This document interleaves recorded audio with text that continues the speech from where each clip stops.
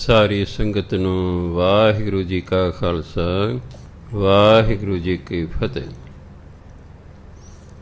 ਸਤਿਕਾਰਯੋਗ ਸਾਧ ਸੰਗਤ ਜੀ, ਅੱਜ ਨਿਤਨੇਮ ਦੀ ਕਥਾ ਸ਼ੁਰੂ ਹੋ ਰਹੀ ਹੈ। ਸਵੇਰੇ 5 ਬਾਣੀਆਂ ਨਿਤਨੇਮ 'ਚ ਸ਼ਾਮਲ ਨੇ। ਜਪਜੀ ਸਾਹਿਬ, ਜਾਪ ਸਾਹਿਬ, ਸਵਈਏ, ਚੌਪਈ ਅਤੇ ਆਨੰਦ ਸਾਹਿਬ। ਇਹ 5 ਬਾਣੀਆਂ ਜਦੋਂ ਅੰਮ੍ਰਿਤ ਤਿਆਰ ਕੀਤਾ ਜਾਂਦਾ ਹੈ, ਉਦੋਂ ਵੀ 5 ਪਿਆਰੇ ਵਾਰੀ ਵਾਰੀ ਇੱਕ ਬਾਣੀ ਪੜ੍ਹਦੇ ਨੇ। 5 ਬਾਣੀਆਂ ਦੇ ਜਾਪ ਤੋਂ ਬਾਅਦ ਇਹ ਫਿਰ ਅੰਮ੍ਰਿਤ ਤਿਆਰ ਹੁੰਦਾ ਹੈ। ਸਿੱਖ ਨੇ ਤਾਂ ਹਰ ਰੋਜ਼ ਹੀ ਅੰਮ੍ਰਿਤ ਤਿਆਰ ਕਰਨਾ ਹੈ। ਜਦ ਅਸੀਂ ਨਿਤਨੇਮ ਕਰਦੇ ਹਾਂ, ਜੇ ਤੁਸੀਂ ਜਲ ਰੱਖ ਲਓ ਬਾਟੀ 'ਚ, ਜਲ ਵੱਲ ਮੂੰਹ ਕਰਕੇ ਇਹ 5 ਬਾਣੀਆਂ ਦਾ ਜਾਪ ਕਰੋ। ਬਾਣੀ ਜਿਹੜੀ ਹੈ ਜਲ 'ਤੇ ਬਹੁਤ ਛੇਤੀ ਅਸਰ ਕਰਦੀ ਹੈ। ਤੁਸੀਂ ਦੇਖਿਆ ਹੋਣਾ, ਗੁਰੂ ਮਹਾਰਾਜ ਨੇ ਜਿੰਨੇ ਗੁਰਦੁਆਰਾ ਸਾਹਿਬ ਆਪ ਬਣਾਏ, ਉਹ ਜਾਂ ਤਾਂ ਸਰੋਵਰ ਦੇ ਵਿੱਚ ਬਣਾਏ ਜਾਂ ਸਰੋਵਰ ਦੇ ਕੰਢੇ 'ਤੇ ਬਣਾਏ। ਵੀ ਦਿਨ ਰਾਤ ਕੀਰਤਨ ਹੋਏਗਾ, ਕਥਾ ਵਾਰਤਾ ਹੋਏਗੀ। ਉਹ ਜਿਹੜਾ ਕੀਰਤਨ ਹੈ, ਪਾਠ ਹੈ, ਉਹ ਪਾਣੀ 'ਚ ਪ੍ਰਵੇਸ਼ ਕਰੇਗਾ, ਉਸ ਪਾਣੀ ਦੇ ਸੁਭਾਅ ਨੂੰ ਬਦਲੇਗਾ, ਉਹਨੂੰ ਅੰਮ੍ਰਿਤ ਬਣਾਏਗਾ। ਫਿਰ ਜਿਹੜਾ ਉਹ ਜਲ ਪੀਏਗਾ, ਉਹਦੇ ਸੁਭਾਅ 'ਚ ਫਰਕ ਪਵੇਗਾ।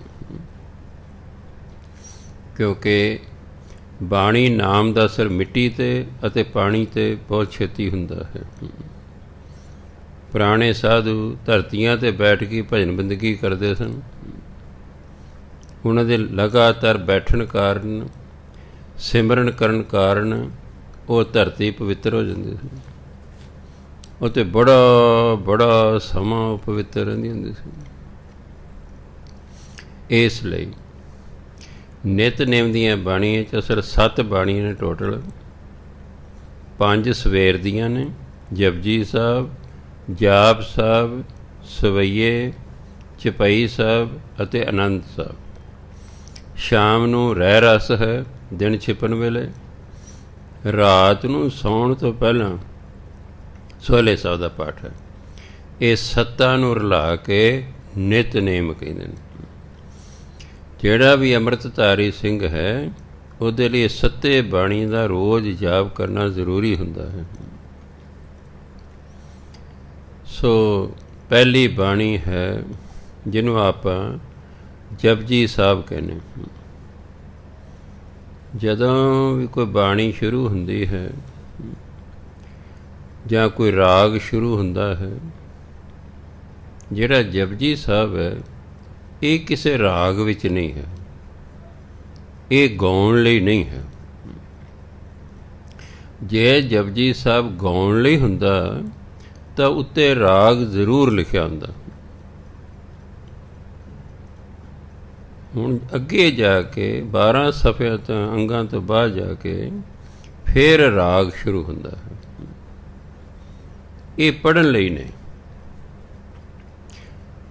ਜਪਜੀ ਸਾਹਿਬ, ਰਹਿ ਰਾਸ ਸਾਹਿਬ ਅਤੇ ਸੋਹਲਾ ਸਾਹਿਬ, ਉਸ ਵੇਲੇ ਜਿੰਨਾ ਇਹ ਹੁੰਦਾ ਸੀ, ਇਹ ਪਹਿਲੇ 12 ਅੰਗਾਂ 'ਚ ਹੈ। ਇਹ ਗਾਉਣ ਲਈ ਨਹੀਂ ਹੈ, ਇਹ ਪੜ੍ਹਨ ਲਈ ਹੈ। ਇਸ ਲਈ ਇਹਨਾਂ ਨਾਲ ਰਾਗ ਨਹੀਂ ਲੱਗਿਆ ਹੋਇਆ। ਇਹ ਪੜ੍ਹਨ ਲਈ। ਜਪਜੀ ਸਾਹਿਬ ਕਿਤੇ ਵੀ ਰਾਗ ਨਹੀਂ ਲੱਗਾ ਹੋਇਆ ਹੈ। ਇਸ ਲਈ ਜਪਜੀ ਸਾਹਿਬ ਪੜ੍ਹਨ ਲਈ ਹੈ, ਗਾਉਣ ਲਈ ਨਹੀਂ।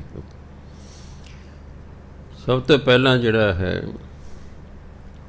ਪੁਰਾਣੇ ਜ਼ਮਾਨੇ ਜਿਹੜੇ ਰਾਈਟਰ ਹੁੰਦੇ ਸਨ, ਲਿਖਾਰੀ ਹੁੰਦੇ ਸਨ, ਉਹਨਾਂ ਜਿਨ੍ਹਾਂ ਤੋਂ ਗੁਣ ਸਿੱਖਿਆ ਹੁੰਦਾ ਸੀ, ਉਸ ਨੂੰ ਉਹ ਆਪਣਾ ਗੁਰੂ ਕਿਹਾ ਕਰਦੇ ਸਨ। ਜਦੋਂ ਵੀ ਕੋਈ ਉਹ ਲਿਖਦੇ ਸਨ, ਕੋਈ ਕਵਿਤਾ ਜਾਂ ਕੋਈ ਗੀਤ, ਕੁਝ ਲਾਈਨਾਂ ਉਹ ਆਪਣੇ ਗੁਰੂ ਦੀ ਵਡਿਆਈ 'ਚ ਲਿਖਿਆ ਕਰਦੇ ਸਨ। ਫਿਰ ਅੱਗੇ ਆਪਣੇ ਵਿਚਾਰ ਪ੍ਰਗਟ ਕਰਦੇ ਸਨ। ਇਸ ਲਈ ਗੁਰੂ ਨਾਨਕ ਦੇਵ ਜੀ ਮਹਾਰਾਜ ਨੇ ਵੀ ਇਹ ਪਹਿਲਾ ਮੂਲ ਮੰਤਰ ਲਿਖਿਆ ਹੋਇਆ ਹੈ। ਫਿਰ ਅੱਗੇ ਉਹਨਾਂ ਨੇ ਜਪਜੀ ਸਾਹਿਬ ਦੀ ਬਾਣੀ ਸ਼ੁਰੂ ਕੀਤੀ ਹੈ। ਮੂਲ ਮੰਤਰ ਹੈ ਜਿਹੜਾ ਇੱਕ ਓੰਕਾਰ ਹੈ। ਭਾਈ ਗੁਰਦਾਸ ਜੀ ਨੇ ਆਪਣੀ ਬਾਣੀ ਦੇ ਵਿੱਚ ਇਹਦਾ ਉਚਾਰਨ ਲਿਖਿਆ ਏਕ ਓੰਕਾਰ। ਉਹਨਾਂ ਨੇ ਆਪਣੀ ਬਾਣੀ 'ਚ ਇਹਦਾ ਉਚਾਰਨ ਲਿਖਿਆ ਏਕ ਓੰਕਾਰ, ਪਰ ਆਮ ਪ੍ਰਚਲਿਤ ਹੈ ਇੱਕ ਓੰਕਾਰ। ਇੱਕ ਪੰਜਾਬੀ ਦਾ ਸ਼ਬਦ ਹੈ, ਏਕ ਹਿੰਦੀ ਦਾ ਸ਼ਬਦ ਹੈ, ਬਸ ਇੰਨੇ ਫਰਕ ਹੈ, ਮੀਨਿੰਗ ਉਹੀ ਹੈ। ਜਿਵੇਂ ਮਹੱਲਾ ਹੈ, ਇਹਦੇ ਵੀ ਦੋ ਉਚਾਰਨ ਨੇ ਸਿੱਖ ਜਗਤ ਦੇ ਵਿੱਚ, ਇੱਕ ਮਹੱਲਾ ਇੱਕ ਮਹਿਲਾ, ਕਿਉਂਕਿ ਮੰਮਾ ਹਾਹਾ ਲੱਲੇ ਨੂੰ ਕੰਨਾ ਹੈ। ਨਿਯਮ ਅਨੁਸਾਰ ਹਾਹੇ ਤੋਂ ਜਿਹੜਾ ਪਹਿਲਾ ਅੱਖਰ ਹੁੰਦਾ ਹੈ, ਜੇ ਉਹ ਮੁਕਤਾ ਹੋਵੇ ਤਾਂ ਜਦੋਂ ਬੋਲਿਆ ਜਾਂਦਾ ਉਸ 'ਤੇ ਦੁਲਾਵਾਂ ਲਾ ਕੇ ਬੋਲਿਆ ਜਾਂਦਾ ਹੈ। ਮੰਮਾ ਹਾਹਾ ਲੱਲਾ ਲੱਲੇ ਨੂੰ ਕੰਨਾ, ਇਹਦਾ ਉਚਾਰਨ ਹੋ ਗਿਆ ਮਹਿਲਾ, ਪਰ ਆਮ ਪ੍ਰਚਲਿਤ ਹੈ ਮਹੱਲਾ। ਜਿਹੜੇ ਪ੍ਰਚਲਿਤ ਹੋ ਜਾਣ ਉਹ ਠੀਕ ਮੰਨੇ ਜਾਂਦੇ ਨੇ। ਜਿਵੇਂ ਉਂਝ ਹੈ ਏਕ ਓੰਕਾਰ, ਪ੍ਰਚਲਿਤ ਹੋ ਗਿਆ ਇੱਕ ਓੰਕਾਰ, ਕਿਉਂਕਿ ਮੀਨਿੰਗ ਇੱਕੋ ਹੈ, ਅਰਥ ਇੱਕੋ ਹੈ, ਇਸ ਲਈ ਕੋਈ ਬਹੁਤਾ ਫਰਕ ਨਹੀਂ। ਅਰਥ ਨਹੀਂ ਬਦਲਣੇ ਚਾਹੀਦੇ, ਬਸ ਸ਼ਬਦ ਦਾ ਉਚਾਰਨ ਜਦੋਂ ਕਰਨਾ ਹੈ ਉਹਦਾ ਅਰਥ ਨਹੀਂ ਬਦਲਣਾ ਚਾਹੀਦਾ, ਅਰਥ ਉਹੀ ਰਹਿਣਾ ਚਾਹੀਦਾ ਹੈ। ਏਕ ਓੰਕਾਰ ਜਾਂ ਇੱਕ ਓੰਕਾਰ, ਅਰਥ ਇੱਕੋ ਹੀ ਹੈ। ਸੋ ਗੁਰੂ ਨਾਨਕ ਦੇਵ ਜੀ ਮਹਾਰਾਜ ਕਹਿੰਦੇ ਇੱਕ ਓੰਕਾਰ ਸਤਿਨਾਮ ਕਰਤਾ ਪੁਰਖ ਨਿਰਭਉ ਨਿਰਵੈਰ ਅਕਾਲ ਮੂਰਤ ਅਜੂਨੀ ਸੈਭੰ ਗੁਰ ਪ੍ਰਸਾਦ। ਇਹ ਸਿੱਖ ਕੌਮ ਦਾ ਮੂਲ ਮੰਤਰ ਹੈ। ਵਿਦਵਾਨ ਕਹਿੰਦੇ ਵੀ ਸਾਰੀ ਗੁਰਬਾਣੀ ਜਿਹੜੀ ਹੈ ਇਹ ਮੂਲ ਮੰਤਰ ਦੇ ਦੁਆਲੇ ਹੀ ਘੁੰਮਦੀ ਹੈ। ਮੂਲ ਮੰਤਰ ਦੇ ਵਿੱਚ ਪਰਮਾਤਮਾ ਦੇ ਗੁਣ ਦੱਸੇ ਹੋਏ ਨੇ ਸਾਰੇ, ਤੇ ਸਾਰੀ ਬਾਣੀ ਪਰਮਾਤਮਾ ਦੇ ਗੁਣ ਹੀ ਗਾਉਂਦੀ ਹੈ। ਇੱਕ ਓੰਕਾਰ ਜਾਂ ਏਕ ਓੰਕਾਰ ਭਾਵ ਪਰਮਾਤਮਾ। ਇੱਕ ਇਸ ਲਈ ਲਾਇਆ ਹੈ ਕਿ ਪਰਮਾਤਮਾ ਨਿਰਗੁਣ ਸਰੂਪ ਹੈ। ਓੰਕਾਰ ਲਾਇਆ ਪਰਮਾਤਮਾ ਸਰਗੁਣ ਸਰੂਪ ਹੈ। ਪਰਮਾਤਮਾ ਦੇ ਦੋ ਸਰੂਪ ਮੰਨੇ ਗਏ ਨੇ, ਇੱਕ ਨਿਰਗੁਣ ਜਿਹੜਾ ਇਹਨਾਂ ਅੱਖਾਂ ਨਾਲ ਨਹੀਂ ਦਿਸਦਾ, ਇੱਕ ਸਰਗੁਣ ਜਿਹੜਾ ਇਹਨਾਂ ਅੱਖਾਂ ਨਾਲ ਦਿਸਦਾ ਹੈ। ਸਾਰੀ ਸ੍ਰਿਸ਼ਟੀ ਦਾ ਜੋ ਕੁਝ ਵੀ ਬਣਾਇਆ ਹੈ ਉਹ ਅੱਖਾਂ ਨਾਲ ਦਿਸ ਰਿਹਾ, ਆਕਾਰ ਦਿਸ ਰਿਹਾ, ਉਹ ਹੈ ਓੰਕਾਰ। ਸੋ ਪਰਮਾਤਮਾ ਨਿਰਗੁਣ ਵੀ ਹੈ, ਪਰਮਾਤਮਾ ਸਰਗੁਣ ਵੀ ਹੈ। ਇਸ ਲਈ ਪਰਮਾਤਮਾ ਦਾ ਨਾਮ ਹੈ ਇੱਕ ਓੰਕਾਰ। ਇੱਕ ਓੰਕਾਰ ਦਾ ਮਤਲਬ ਪਰਮਾਤਮਾ ਜੋ ਨਿਰਗੁਣ ਵੀ ਹੈ, ਸਰਗੁਣ ਵੀ ਹੈ, ਜੋ ਅਦ੍ਰਿਸ਼ਟ ਵੀ ਹੈ, ਜੋ ਦ੍ਰਿਸ਼ਟਮਾਨ ਵੀ ਹੈ। ਬਹੁਤ ਕੁਝ ਸੰਸਾਰ 'ਚ ਹੈ ਜੋ ਦਿਖਾਈ ਨਹੀਂ ਦਿੰਦਾ, ਅਤੇ ਬਹੁਤ ਕੁਛ ਹੈ ਜਿਹੜਾ ਦਿਖਾਈ ਦਿੰਦਾ ਹੈ। ਸੋ ਜਦੋਂ ਪਰਮਾਤਮਾ ਨੇ ਨਿਰਗੁਣ ਤੋਂ ਸਰਗੁਣ ਹੋਣਾ ਸੀ, ਉਦੋਂ ਹੀ ਸਾਰੀ ਸ੍ਰਿਸ਼ਟੀ ਬਣਾਈ ਗਈ, ਸਭ ਕੁਝ ਬਣਾਇਆ ਗਿਆ। ਉਹ ਇੱਕ ਤੋਂ ਹੀ ਸਾਰਾ ਕੁਝ ਬਣਿਆ ਹੋਇਆ ਹੈ, ਉਹ ਇੱਕ ਦਾ ਹੀ ਪਸਾਰਾ ਹੈ ਸਭ ਕੁਝ। ਸੋ ਇੱਕ ਓੰਕਾਰ ਦਾ ਮਤਲਬ ਹੈ ਪਰਮਾਤਮਾ। ਸਤਿਨਾਮ, ਉਹਦਾ ਨਾਮ ਹੈ ਸਤਿਨਾਮ। ਸਤ ਸਦਾ ਰਹਿਣ ਵਾਲਾ। ਬਾਕੀ ਤਾਂ ਪਰਮਾਤਮਾ ਤੋਂ ਬਿਨਾਂ ਬਾਕੀ ਤਾਂ ਨਾਸ਼ਵਾਨ। ਰਾਮ ਗਇਓ ਰਾਵਣ ਗਇਓ। ਚੰਗੇ ਨੇ ਵੀ ਸੰਸਾਰ ਤੋਂ ਚਲੇ ਜਾਣਾ, ਮੰਦੇ ਨੇ ਵੀ ਚਲੇ ਜਾਣਾ। ਸਦਾ ਕਿਸ ਨੇ ਰਹਿਣਾ ਹੈ? ਉਹ ਪਰਮਾਤਮਾ ਨੇ ਰਹਿਣਾ ਹੈ। ਇਸ ਲਈ ਉਹਦਾ ਨਾਮ ਹੈ ਸਤਿਨਾਮ। ਏਕ ਓੰਕਾਰ ਪਰਮਾਤਮਾ, ਉਹਦਾ ਨਾਮ ਹੈ ਸਤਿਨਾਮ।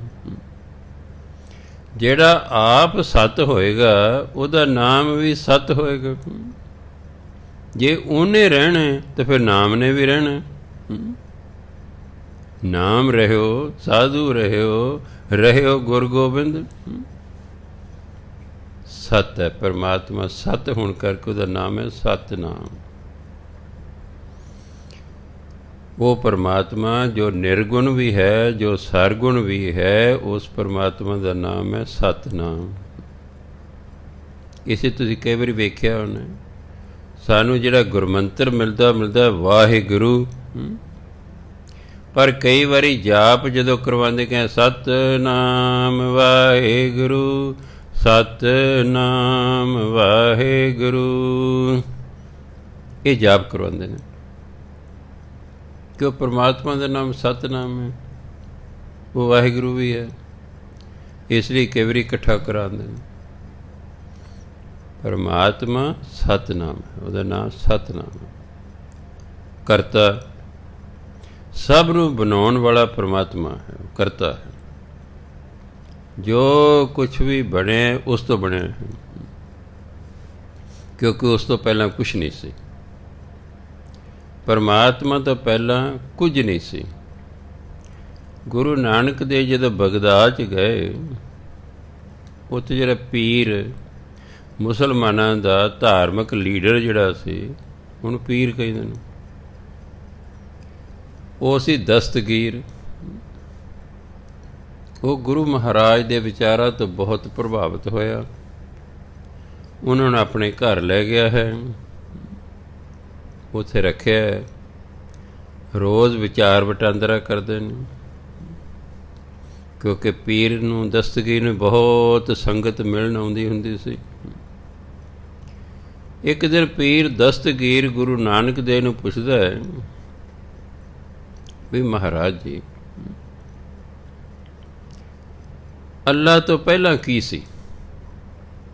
ਵੀ ਪਰਮਾਤਮਾ ਤੋਂ ਪਹਿਲਾਂ ਕੀ ਸੀ? ਗੁਰੂ ਮਹਾਰਾਜ ਕਹਿੰਦੇ ਤੁਹਾਡੇ ਕੋਲ ਮੋਤੀ ਹੈਗੇ? ਕਹਿੰਦੇ ਹਾਂਜੀ। ਕੱਲ੍ਹ ਲਿਓ, ਥੋੜ੍ਹੇ ਜਿਹੇ ਲੈ ਕੇ ਆਓ, ਪਲੇਟ ਜਾਂ ਕੌਲੀ 'ਚ ਪਾ ਲਿਓ। ਉਹ ਲੈ ਆਏ ਨੇ। ਕਹਿੰਦੇ ਪੀਰ ਜੀ ਇਹਨਾਂ ਨੂੰ ਗਿਣੋ। ਉਹ ਕਹਿੰਦਾ 1 2। ਗੁਰੂ ਮਹਾਰਾਜ ਕਹਿੰਦੇ ਪੀਰ ਜੀ ਠੀਕ ਗਿਣੋ। ਉਹ ਫਿਰ ਕਹਿੰਦਾ 1 2। ਗੁਰੂ ਮਹਾਰਾਜ ਕਹਿੰਦੇ ਪੀਰ ਜੀ ਠੀਕ ਗਿਣੋ। ਉਹ ਕਹਿੰਦੇ ਮੈਂ ਠੀਕ ਹੀ ਗਿਣ ਰਿਹਾ। ਕਹਿੰਦੇ ਤੁਸੀਂ ਤਾਂ 1 ਤੋਂ ਗਿਣਤੀ ਸ਼ੁਰੂ ਕੀਤੀ ਹੈ, 1 ਤੋਂ ਪਹਿਲਾਂ ਕੀ ਸੀ? ਪੀਰ ਕਹਿੰਦਾ ਜੀ 1 ਤੋਂ ਪਹਿਲਾਂ ਤਾਂ ਕੁਛ ਨਹੀਂ ਸੀ। ਤੇ ਕਹਿੰਦੇ ਬਸ ਫਿਰ ਅੱਲਾ ਤੋਂ ਵੀ ਪਹਿਲਾਂ ਕੁਛ ਨਹੀਂ ਸੀ। ਜੋ ਕੁਛ ਹੋਇਆ ਉਸ 1 ਤੋਂ ਹੀ ਹੋਇਆ ਹੈ। ਇਸ ਲਈ ਉਹ ਕਰਤਾ ਹੈ। ਜੋ ਕੁਛ ਵੀ ਬਣਿਆ ਹੋਇਆ, ਖੰਡ ਬ੍ਰਹਿਮੰਡ, ਦੀਪ ਲੋਹ ਪਤਾਲ, ਸੂਰਜ ਚੰਨ ਤਾਰੇ, ਸਭ ਕੁਛ ਇਹ ਸਭ ਉਸ 1 ਤੋਂ ਹੀ ਬਣੇ ਹੋਏ ਹਨ। ਇਸ ਲਈ ਉਹ ਹੈ ਕਰਤਾ। ਪੁਰਖ, ਪੁਰਖ ਉਹਨੂੰ ਕਹਿੰਦੇ ਨੇ ਜੋ ਬਣਾਉਣ ਵਾਲਾ ਹੈ। ਜੋ ਵੀ ਚੀਜ਼ ਪਰਮਾਤਮਾ ਨੇ ਬਣਾਈ ਹੈ ਉਹਦੇ ਵਿੱਚ ਉਹ ਬਿਰਾਜਮਾਨ ਹੈ, ਇਸ ਲਈ ਉਹਨੂੰ ਕਹਿੰਦੇ ਪੁਰਖ। ਇੱਕ ਕਵੀ ਹੈ, ਉਹਨੇ ਇੱਕ ਕਵਿਤਾ ਲਿਖੀ ਹੈ। ਕਵਿਤਾ ਲਿਖੀ, ਕਵੀ ਆਪਣੀ ਕਵਿਤਾ 'ਚ ਨਹੀਂ ਹੈ, ਕਵੀ ਅਲੱਗ ਹੈ, ਕਵਿਤਾ ਅੱਡ ਹੈ। ਕਵੀ ਮਰ ਗਿਆ ਹੈ ਸਮਾਂ ਪਾ ਕੇ, ਕਵਿਤਾ ਫਿਰ ਵੀ ਹੈ, ਉਹਦੇ ਵਿੱਚ ਨਹੀਂ ਹੈ। ਪਰਮਾਤਮਾ ਨੇ ਜੋ ਬਣਾਇਆ ਹੈ ਉਹਦੇ ਵਿੱਚ ਬੈਠਾ ਹੋਇਆ ਹੈ, ਜੋ ਵੀ ਉਸਨੇ ਬਣਾਇਆ ਹੈ। ਦੇਖਣ ਨੂੰ ਬਹੁਤ ਸਾਰੀਆਂ ਨਿਰਜਿੰਦ ਚੀਜ਼ਾਂ ਨੇ ਜਿਨ੍ਹਾਂ 'ਚ ਕੋਈ ਜਾਣ ਨਹੀਂ, ਬੇਜਾਨ। ਸਾਇੰਸ ਨੇ ਤਾਂ ਸਿੱਧ ਕਰਤਾ ਕੋਈ ਚੀਜ਼ ਬੇਜਾਨ ਨਹੀਂ ਹੈ, ਜਾਨ ਹੈ ਹਰ ਕਿਸੇ। ਇਸ ਲਈ ਜਿਹੜਾ ਕਰਤਾ ਦਾ ਪੁਰਖ ਦਾ ਮਤਲਬ ਹੈ ਵੀ ਜਿਹੜਾ ਕਰਤਾ ਹੈ ਉਹ ਆਪਣੀਆਂ ਬਣਾਈਆਂ ਹੋਈਆਂ ਚੀਜ਼ਾਂ ਦੇ ਵਿੱਚ ਬਿਰਾਜਮਾਨ ਹੈ, ਉਹਨੂੰ ਕਹਿੰਦੇ ਨੇ ਪੁਰਖ। ਨਿਰਭਉ, ਭਉ ਹੁੰਦਾ ਡਰ, ਨਿਰਮਣ ਬਿਨਾ।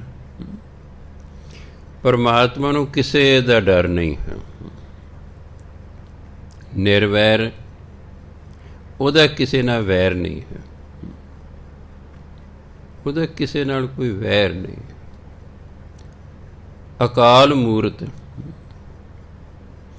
ਉਹਦੀ ਜਿਹੜੀ ਹਸਤੀ ਹੈ, ਉਹਦਾ ਜਿਹੜਾ ਸਰੂਪ ਹੈ, ਕਾਲ ਹੁੰਦਾ ਸਮਾਂ, ਅਕਾਲ ਜਿਸ ਤੇ ਸਮੇਂ ਦਾ ਕੋਈ ਅਸਰ ਨਹੀਂ। ਪਰਮਾਤਮਾ ਤੇ ਸਮੇਂ ਦਾ ਕੋਈ ਅਸਰ ਨਹੀਂ ਹੈ। ਸਾਡੇ ਤੇ ਸਮੇਂ ਦਾ ਅਸਰ ਹੈ। ਬੱਚੇ, ਫਿਰ ਜਵਾਨ, ਫਿਰ ਬੁੱਢੇ, ਫਿਰ ਮਰ ਗਏ। ਸਾਡੇ ਤੇ ਸਮੇਂ ਦਾ ਅਸਰ ਹੈ। ਪਰਮਾਤਮਾ ਦੇ ਸਮੇਂ ਦਾ ਕੋਈ ਅਸਰ ਨਹੀਂ। ਪਰਮਾਤਮਾ ਜਿਹੜਾ ਸਰੂਪ ਹੈ, ਪਰਮਾਤਮਾ ਜਿਹੜੀ ਹਸਤੀ ਹੈ, ਉਹ ਅਕਾਲ ਹੈ। ਸਮੇਂ ਦਾ ਉਸ 'ਤੇ ਕੋਈ ਅਸਰ ਨਹੀਂ ਹੈ। ਉਹ ਸਮੇਂ ਨਾਲ ਬਦਲਦਾ ਨਹੀਂ ਹੈ।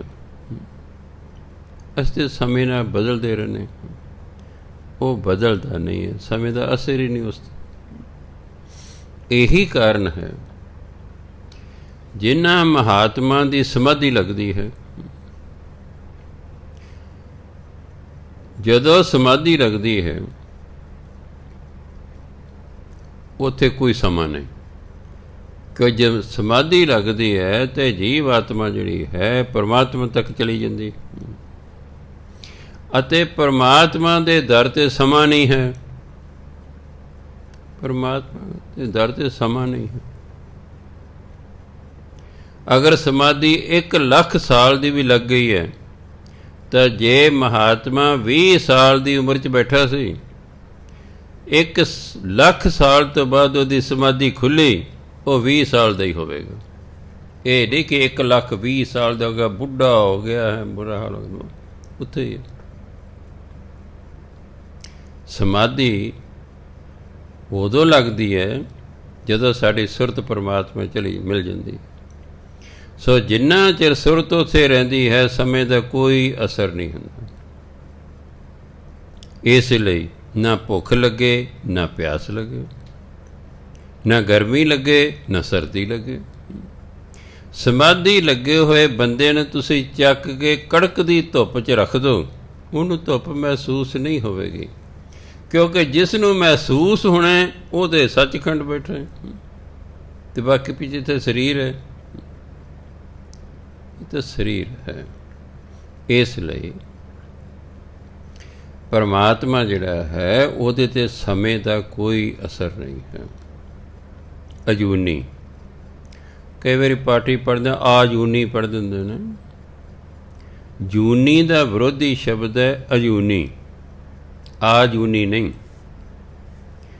ਜੂਨੀ ਜਿਹੜਾ ਜਨਮ ਮਰਨ ਦੇ ਚੱਕਰ 'ਚ, ਜਿਹੜਾ ਜੂਨੀਆਂ 'ਚ ਆਉਂਦਾ, ਕਦੇ ਕਿਸੇ ਜੂਨੀ 'ਚ, ਕਦੇ ਕਿਸੇ ਜੂਨੀ 'ਚ। ਪਰਮਾਤਮਾ ਅਜੂਨੀ ਹੈ, ਉਹ ਜੰਮਦਾ ਮਰਦਾ ਨਹੀਂ ਹੈ, ਉਹ ਕਿਸੇ ਜੂਨੀ 'ਚ ਨਹੀਂ ਆਉਂਦਾ ਹੈ। ਸਹਿ ਭੰਗ, ਇਹ ਉੱਤੇ ਟਿੱਪੀ ਲੱਗੀ ਹੋਈ ਹੈ, ਇਹਦੀ ਆਵਾਜ਼ ਜਾਂ ਤਾਂ ਅੱਧੇ ਗੱਗੇ ਵਰਗੀ ਕੱਢਣੀ ਹੈ ਜਾਂ ਗੰਗੇ ਵਰਗੀ ਕੱਢਣੀ। ਸਹਿ ਭੰਗ, ਇਹਨੂੰ ਪੂਰਾ ਗੱਗਾ ਨਹੀਂ ਪੜ੍ਹਨਾ, ਸਹਿ ਭੰਗ ਐ ਨਹੀਂ ਪੜ੍ਹਨਾ, ਸਹਿ ਭੰਗ। ਸਹਿ ਭੰਗ ਦਾ ਮਤਲਬ ਹੈ ਜੋ ਆਪਣੇ ਆਪ ਤੋਂ ਹੈ, ਉਹਨੂੰ ਕਿਸੇ ਬਣਾਇਆ ਨਹੀਂ ਹੈ, ਉਹ ਆਪਣੇ ਆਪ ਤੋਂ ਹੈ। ਇਹ ਬੜਾ ਸਾਇੰਸ ਵਾਲਾ ਅਜੀਬ ਗੱਲ ਲੱਗਦੀ ਹੈ ਕਿ ਕੋਈ ਆਪਣੇ ਆਪ ਕਿਵੇਂ ਹੋ ਸਕਦਾ ਹੈ। ਖੋਜ ਹੋ ਰਹੀ ਹੈ, ਹੋ ਸਕਦਾ ਸਾਇੰਸਦਾਨ ਕੁਝ ਸਾਲਾਂ ਤੱਕ ਸਿੱਧ ਕਰ ਦੇਣ ਕਿ ਕੋਈ ਆਪਣੇ ਆਪ ਤੋਂ ਵੀ ਹੋ ਸਕਦਾ ਹੈ। ਨਹੀਂ ਤਾਂ ਉਤਪਤੀ ਦੀਆਂ 4 ਖਾਣੀਆਂ ਮੰਨੀਆਂ ਗਈਆਂ ਨੇ, ਅੰਡਜ, ਜੇਰਜ, ਸੇਤਜ, ਉਤਪਜ। ਕੁਛ ਆਂਡਿਆਂ ਤੋਂ ਪੈਦਾ ਹੋਣ ਵਾਲੇ ਜੀਵ, ਜੇਰ ਕੋਈ ਜੇਰ ਤੋਂ ਪੈਦਾ ਹੋਣ ਵਾਲੇ ਜੀਵ, ਸੇਤਜ ਪਸੀਨੇ ਤੋਂ, ਸਿੱਲ ਤੋਂ ਪੈਦਾ ਹੋਣ ਵਾਲੇ ਜੀਵ, ਉਤਪਜ ਧਰਤੀ 'ਚੋਂ ਨਿਕਲਣ ਵਾਲਾ ਜੀ। ਆ ਜਿੰਨੇ ਦਰਖਤ ਨੇ, ਜਿੰਨੀਆਂ ਫਸਲਾਂ ਨੇ, ਸਭ ਉਤਪੁਜ ਨੇ। ਪਰ ਪਰਮਾਤਮਾ ਅਜੂਨੀ ਹੈ, ਇਹ ਕਿਸੇ ਜੂਨੀ 'ਚ ਨਹੀਂ ਪੈਂਦਾ, ਕਿ ਉਹ ਜਿਹੜਾ ਜੂਨੀ 'ਚ ਪਏਗਾ ਉਹ ਜੰਮੇਗਾ ਵੀ ਅਤੇ ਮਰੇਗਾ ਵੀ। ਪਰਮਾਤਮਾ ਅਜੂਨੀ ਹੈ, ਉਹ ਸਹਿਬੰਗ ਹੈ, ਉਹ ਆਪਣੇ ਆਪ ਤੋਂ ਹੈ, ਉਹਨੂੰ ਕਿਸੇ ਬਣਾਇਆ ਨਹੀਂ, ਉਹਨੂੰ ਕਿਸੇ ਪੈਦਾ ਨਹੀਂ ਕੀਤਾ, ਉਹ ਆਪਣੇ ਆਪ ਤੋਂ ਹੈ। ਗੁਰ ਪ੍ਰਸਾਦ, ਗੁਰ ਰਾਰੇ ਨੌਕਰ ਨਹੀਂ ਲੱਗਾ, ਅਰਥ ਹੈ ਗੁਰੂ ਦੀ। ਪ੍ਰਸਾਦ ਹੁੰਦੀ ਕਿਰਪਾ, ਦੱਦੇ ਨੂੰ ਸਿਹਾਰੀ ਲਈਏ ਕਿਰਪਾ ਨਾਲ। ਪਰਮਾਤਮਾ ਜਿਹੜਾ ਇੱਕ ਓਅੰਕਾਰ ਹੈ, ਜੋ ਸਤਿਨਾਮ ਹੈ, ਜੋ ਕਰਤਾ ਹੈ, ਜੋ ਪੁਰਖ ਹੈ, ਜੋ ਨਿਰਭਉ ਹੈ, ਜੋ ਨਿਰਵੈਰ ਹੈ, ਜੋ ਅਕਾਲ ਮੂਰਤ ਹੈ, ਜੋ ਅਜੂਨੀ ਹੈ, ਜੋ ਸਹਿਬੰਗ ਹੈ, ਉਹ ਗੁਰੂ ਦੀ ਕਿਰਪਾ ਨਾਲ ਮਿਲਦਾ ਹੈ। ਜਿਸ ਨੇ ਵੀ ਪਰਮਾਤਮਾ ਨੂੰ ਪ੍ਰਾਪਤ ਕਰਨਾ ਹੈ, ਉਹ ਗੁਰੂ ਦੀ ਕਿਰਪਾ ਨਾਲ ਹੀ ਪ੍ਰਾਪਤ ਕਰ ਸਕਦਾ ਹੈ। ਇੱਕ ਬੰਦੇ ਨੇ ਗੁਰੂ ਧਾਰਨ ਹੀ ਨਹੀਂ ਕੀਤਾ, ਉਹਨੂੰ ਤਾਂ ਰੱਬ ਮਿਲ ਹੀ ਨਹੀਂ ਸਕਦਾ। ਪਰ ਜਿਨ੍ਹਾਂ ਗੁਰੂ ਧਾਰਨ ਕੀਤਾ, ਗਰੰਟੀ ਇਹ ਵੀ ਕੋਈ ਨਹੀਂ ਕਿ ਉਹਨਾਂ ਨੂੰ ਜ਼ਰੂਰ ਮਿਲੇਗਾ ਜੇ ਉਹਨਾਂ ਦੀ ਕਮਾਈ ਨਹੀਂ। ਪਰ ਜਦੋਂ ਪਰਮਾਤਮਾ ਮਿਲੇਗਾ, ਉਹ ਜਿਹਨੇ ਗੁਰੂ ਧਾਰਨ ਕੀਤਾ ਉਸ ਨੂੰ ਮਿਲੇਗਾ, ਨਿਗੋਰੇ ਨੂੰ ਨਹੀਂ ਮਿਲੇਗਾ। ਕਿਉਂਕਿ ਨਿਗੋਰੇ, ਉਹ ਨਿਗੋਰਾ ਹੈ ਕਿਸੇ ਗੁਰੂ ਦੀ, ਉਸ ਦੀ ਕਿਰਪਾ ਹੀ ਨਹੀਂ। ਅਤੇ ਜਦੋਂ ਗੁਰੂ ਦੀ ਕਿਰਪਾ ਹੀ ਨਹੀਂ ਤਾਂ ਪਰਮਾਤਮਾ ਮਿਲਦਾ ਨਹੀਂ ਹੈਗਾ। ਪਰਮਾਤਮਾ ਦਾ ਆਪਣਾ ਵਿਧਾਨ ਹੈ ਕਿ ਮੈਂ ਸਿੱਧਾ ਕਿਸੇ ਨੂੰ ਨਹੀਂ ਮਿਲਣਾ, ਮੈਂ ਗੁਰੂ ਰਾਹੀਂ ਮਿਲਣਾ ਹੈ।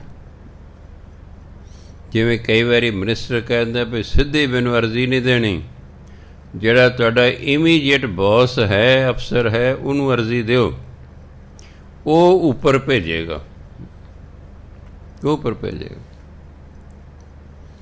ਇਸ ਤਰ੍ਹਾਂ ਹੀ ਪਰਮਾਤਮਾ ਕਹਿੰਦਾ ਵੀ ਜੇ ਤੁਸੀਂ ਮੈਨੂੰ ਮਿਲਣਾ ਨਾ, ਫਿਰ ਤੁਹਾਡੇ 'ਤੇ ਗੁਰੂ ਦੀ ਕਿਰਪਾ ਹੋਣੀ ਜੀ। ਪਹਿਲਾਂ ਗੁਰੂ ਵਾਲੇ ਬਣੋ, ਫਿਰ ਗੁਰੂ ਦੇ ਆਖੇ ਲੱਗੋ, ਫਿਰ ਗੁਰੂ ਦੀ ਪ੍ਰਸੰਨਤਾ ਹੋਏਗੀ, ਫਿਰ ਗੁਰੂ, ਕਿਉਂਕਿ ਵਿਚੋਲਾ ਹੈ ਸਾਡੇ ਅਤੇ ਪਰਮਾਤਮਾ ਦੇ ਵਿਚਾਲੇ, ਫਿਰ ਵਿਚੋਲਾ ਸਾਡੀ ਸਿਫਾਰਿਸ਼ ਕਰੇਗਾ, ਫਿਰ ਪਰਮਾਤਮਾ ਉਸ ਸਿਫਾਰਿਸ਼ ਨੂੰ ਮੰਨੇਗਾ, ਫਿਰ ਸਾਨੂੰ ਮਿਲੇਗਾ।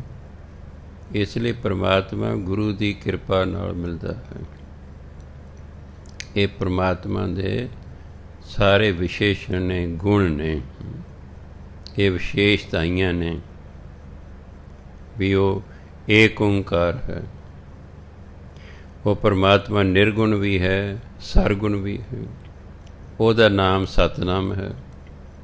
ਉਹ ਕਰਤਾ ਹੈ, ਸਾਰੀ ਸ੍ਰਿਸ਼ਟੀ ਨੂੰ ਬਣਾਉਣ ਵਾਲਾ ਹੈ। ਪੁਰਖ ਹੈ, ਉਹ ਜੋ ਕੁਛ ਉਸਨੇ ਬਣਾਇਆ ਉਹਦੇ ਵਿੱਚ ਬੈਠਾ ਹੈ। ਨਿਰਭਉ ਹੈ, ਉਹਨੂੰ ਕਿਸੇ ਦਾ ਡਰ ਨਹੀਂ ਹੈ। ਨਿਰਵੈਰ ਹੈ, ਉਹਦਾ ਕਿਸੇ ਨਾਲ ਵੈਰ ਨਹੀਂ ਹੈ। ਅਕਾਲ ਮੂਰਤ, ਉਹਦੀ ਹਸਤੀ 'ਤੇ ਸਮੇਂ ਦਾ ਅਸਰ ਨਹੀਂ ਹੈ। ਅਜੂਨੀ, ਉਹ ਜੂਨੀਆਂ ਵਿੱਚ ਨਹੀਂ ਆਉਂਦਾ। ਸਹਿਬੰਗ, ਉਹ ਆਪਣੇ ਆਪ ਤੋਂ ਹੈ। ਉਹ ਸਵੈ ਪ੍ਰਕਾਸ਼ਿਤ ਹੈ, ਉਹ ਆਪਣੇ ਆਪ ਤੋਂ ਹੈ। ਗੁਰ ਪ੍ਰਸਾਦ, ਅਤੇ ਉਹ ਗੁਰੂ ਦੀ ਕਿਰਪਾ ਨਾਲ ਮਿਲਦਾ ਹੈ। ਇਹ ਸਿੱਖ ਕੌਮ ਦਾ ਹੈ ਮੂਲ ਮੰਤਰ। ਕਈ ਵਾਰੀ ਤੋਂ ਪੁੱਛਦੇ, ਬਾਬਾ ਜੀ ਅਸੀਂ ਅੰਮ੍ਰਿਤ ਨਹੀਂ ਛਕਿਆ, ਅਤੇ ਕਥਾ ਵਾਰਤਾ ਸੁਣਦੇ ਹਾਂ ਵੀ ਜਿਹਨੇ ਅੰਮ੍ਰਿਤ ਨਹੀਂ ਛਕਿਆ ਉਹਨੂੰ ਰੱਬ ਨਹੀਂ ਮਿਲਦਾ, ਅਸੀਂ ਕੀ ਕਰੀਏ? ਵੀ ਤੁਸੀਂ ਬਾਣੀ ਪੜ੍ਹੀ ਜਾਓ। ਬਾਣੀ ਪੜ੍ਹਨ ਦਾ ਹਰ ਇੱਕ ਨੂੰ ਅਧਿਕਾਰ ਹੈ, ਹਿੰਦੂ, ਸਿੱਖ, ਮੁਸਲਮਾਨ, ਈਸਾਈ, ਕੋਈ ਵੀ ਹੈ, ਕੇਸਾਧਾਰੀ ਹੈ ਚਾਹੇ ਮੋਨਾ ਹੈ, ਬਾਣੀ ਨੂੰ ਹਰ ਇੱਕ ਪੜ੍ਹ ਸਕਦਾ ਹੈ। ਬਾਣੀ ਪੜ੍ਹਦੇ ਜੋ ਲਾਭ ਗੁਰਬਾਣੀ 'ਚ ਲਿਖਿਆ ਸਾਰੇ ਉਸ ਨੂੰ ਮਿਲਣਗੇ, ਭਾਵੇਂ ਅੰਮ੍ਰਿਤਧਾਰੀ ਨਹੀਂ। ਇਸ ਲਈ ਭਾਈ ਤੁਸੀਂ ਭਾਵੇਂ ਮੂਲ ਮੰਤਰ ਦਾ ਜਾਪ ਕਰੀ ਜਾਓ, ਜਪਜੀ ਸਾਹਿਬ ਦਾ ਜਪਜੀ ਸਾਹਿਬ ਦੇ ਪਾਠੀ ਕਰੀ ਜਾਓ, ਸੁਖਣੀ ਸਾਹਿਬ ਦਾ ਸੁਖਣੀ ਸਾਹਿਬ ਦੇ ਪਾਠੀ ਕਰੀ ਜਾਓ, ਆਨੰਦ ਸਾਹਿਬ ਆਉਂਦਾ ਆਨੰਦ ਸਾਹਿਬ ਦੇ ਪਾਠੀ ਕਰੀ ਜਾਓ, ਵੀ ਪੜ੍ਹ ਕਰੀ ਜਾਓ। ਜੋ ਬਾਣੀ ਪੜ੍ਹਨ ਦਾ ਲਾਭ ਹੈ ਉਹ ਤੁਹਾਨੂੰ ਪ੍ਰਾਪਤ ਹੁੰਦਾ ਰਹੇਗਾ, ਕਿਉਂਕਿ ਬਾਣੀ ਐਵੇਂ ਤਾਂ ਜਾਣੀ ਨਹੀਂ। ਜਦੋਂ ਗੁਰਬਾਣੀ ਲਿਖਿਆ ਇੱਕ ਤਿਲ ਨਹੀਂ ਭੰਨੈ ਘਾਲ, ਜੋ ਵੀ ਤੁਸੀਂ ਪਰਮਾਤਮਾ ਲਈ ਘਾਲਣਾ ਘਾਲੋਗੇ ਨਾ, ਮਿਹਨਤ ਕਰੋਗੇ, ਪਰਮਾਤਮਾ ਇੱਕ ਤਿਲ ਮਾਤਰ ਵੀ ਉਹ 'ਚ ਵਿਅਰਥ ਨਹੀਂ ਜਾਣ ਦਿੰਦਾ। ਤੁਸੀਂ ਜੇ ਇੱਕ ਵਾਰ ਵੀ ਮੂਲ ਮੰਤਰ ਦਾ ਜਾਪ ਕੀਤਾ, ਇਹ ਵੀ ਉੱਥੇ ਲਿਖਿਆ ਗਿਆ ਤੁਹਾਡੇ ਰਜਿਸਟਰ 'ਚ ਕਿ ਇਸ ਨੇ ਇੱਕ ਵਾਰ ਮੂਲ ਮੰਤਰ ਦਾ ਜਾਪ ਕੀਤਾ। ਇਹ ਨਹੀਂ ਕਿ ਪਤਾ ਨਹੀਂ ਐਵੇਂ ਹੀ ਚਲੇ ਗਏ। ਕੋਈ ਕਰਮ ਐਵੇਂ ਨਹੀਂ ਜਾਂਦਾ, ਹਰ ਕਰਮ ਆਪਣਾ ਫਲ ਦਿੰਦਾ ਹੈ, ਚੰਗਾ ਕਰਮ ਵੀ ਮੰਦਾ ਕਰਮ। ਧਰਮ ਕਹਿੰਦਾ ਹਰ ਕਰਮ ਨੇ ਫਲ ਦੇਣਾ ਹੈ। ਚੰਗੇ ਕਰਮ ਕੀਤੇ ਨੇ ਚੰਗੇ ਫਲ ਮਿਲਣਗੇ, ਮਾੜੇ ਕੀਤੇ ਨੇ ਭਾਈ ਦੁੱਖ ਮਿਲਣਗੇ, ਗਰੀਬੀ ਮਿਲੇਗੀ। ਸੋ ਇਸ ਲਈ ਪਰਮਾਤਮਾ ਗੁਰੂ ਦੀ ਕਿਰਪਾ ਨਾਲ ਮਿਲਦਾ ਹੈ।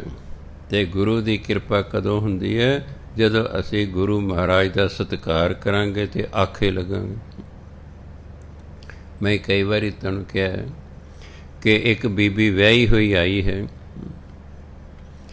ਉਹ ਆਪਣੀ ਸੱਸ ਨੂੰ ਮੱਥਾ ਟੇਕਦੀ ਹੈ, ਪਰ ਸੱਸ ਕਿਸੇ ਕੰਮ ਨੂੰ ਕਹਿੰਦੀ ਹੈ, ਉਹ ਕੰਮ ਕਰਦੀ ਨਹੀਂ ਹੈਗੀ।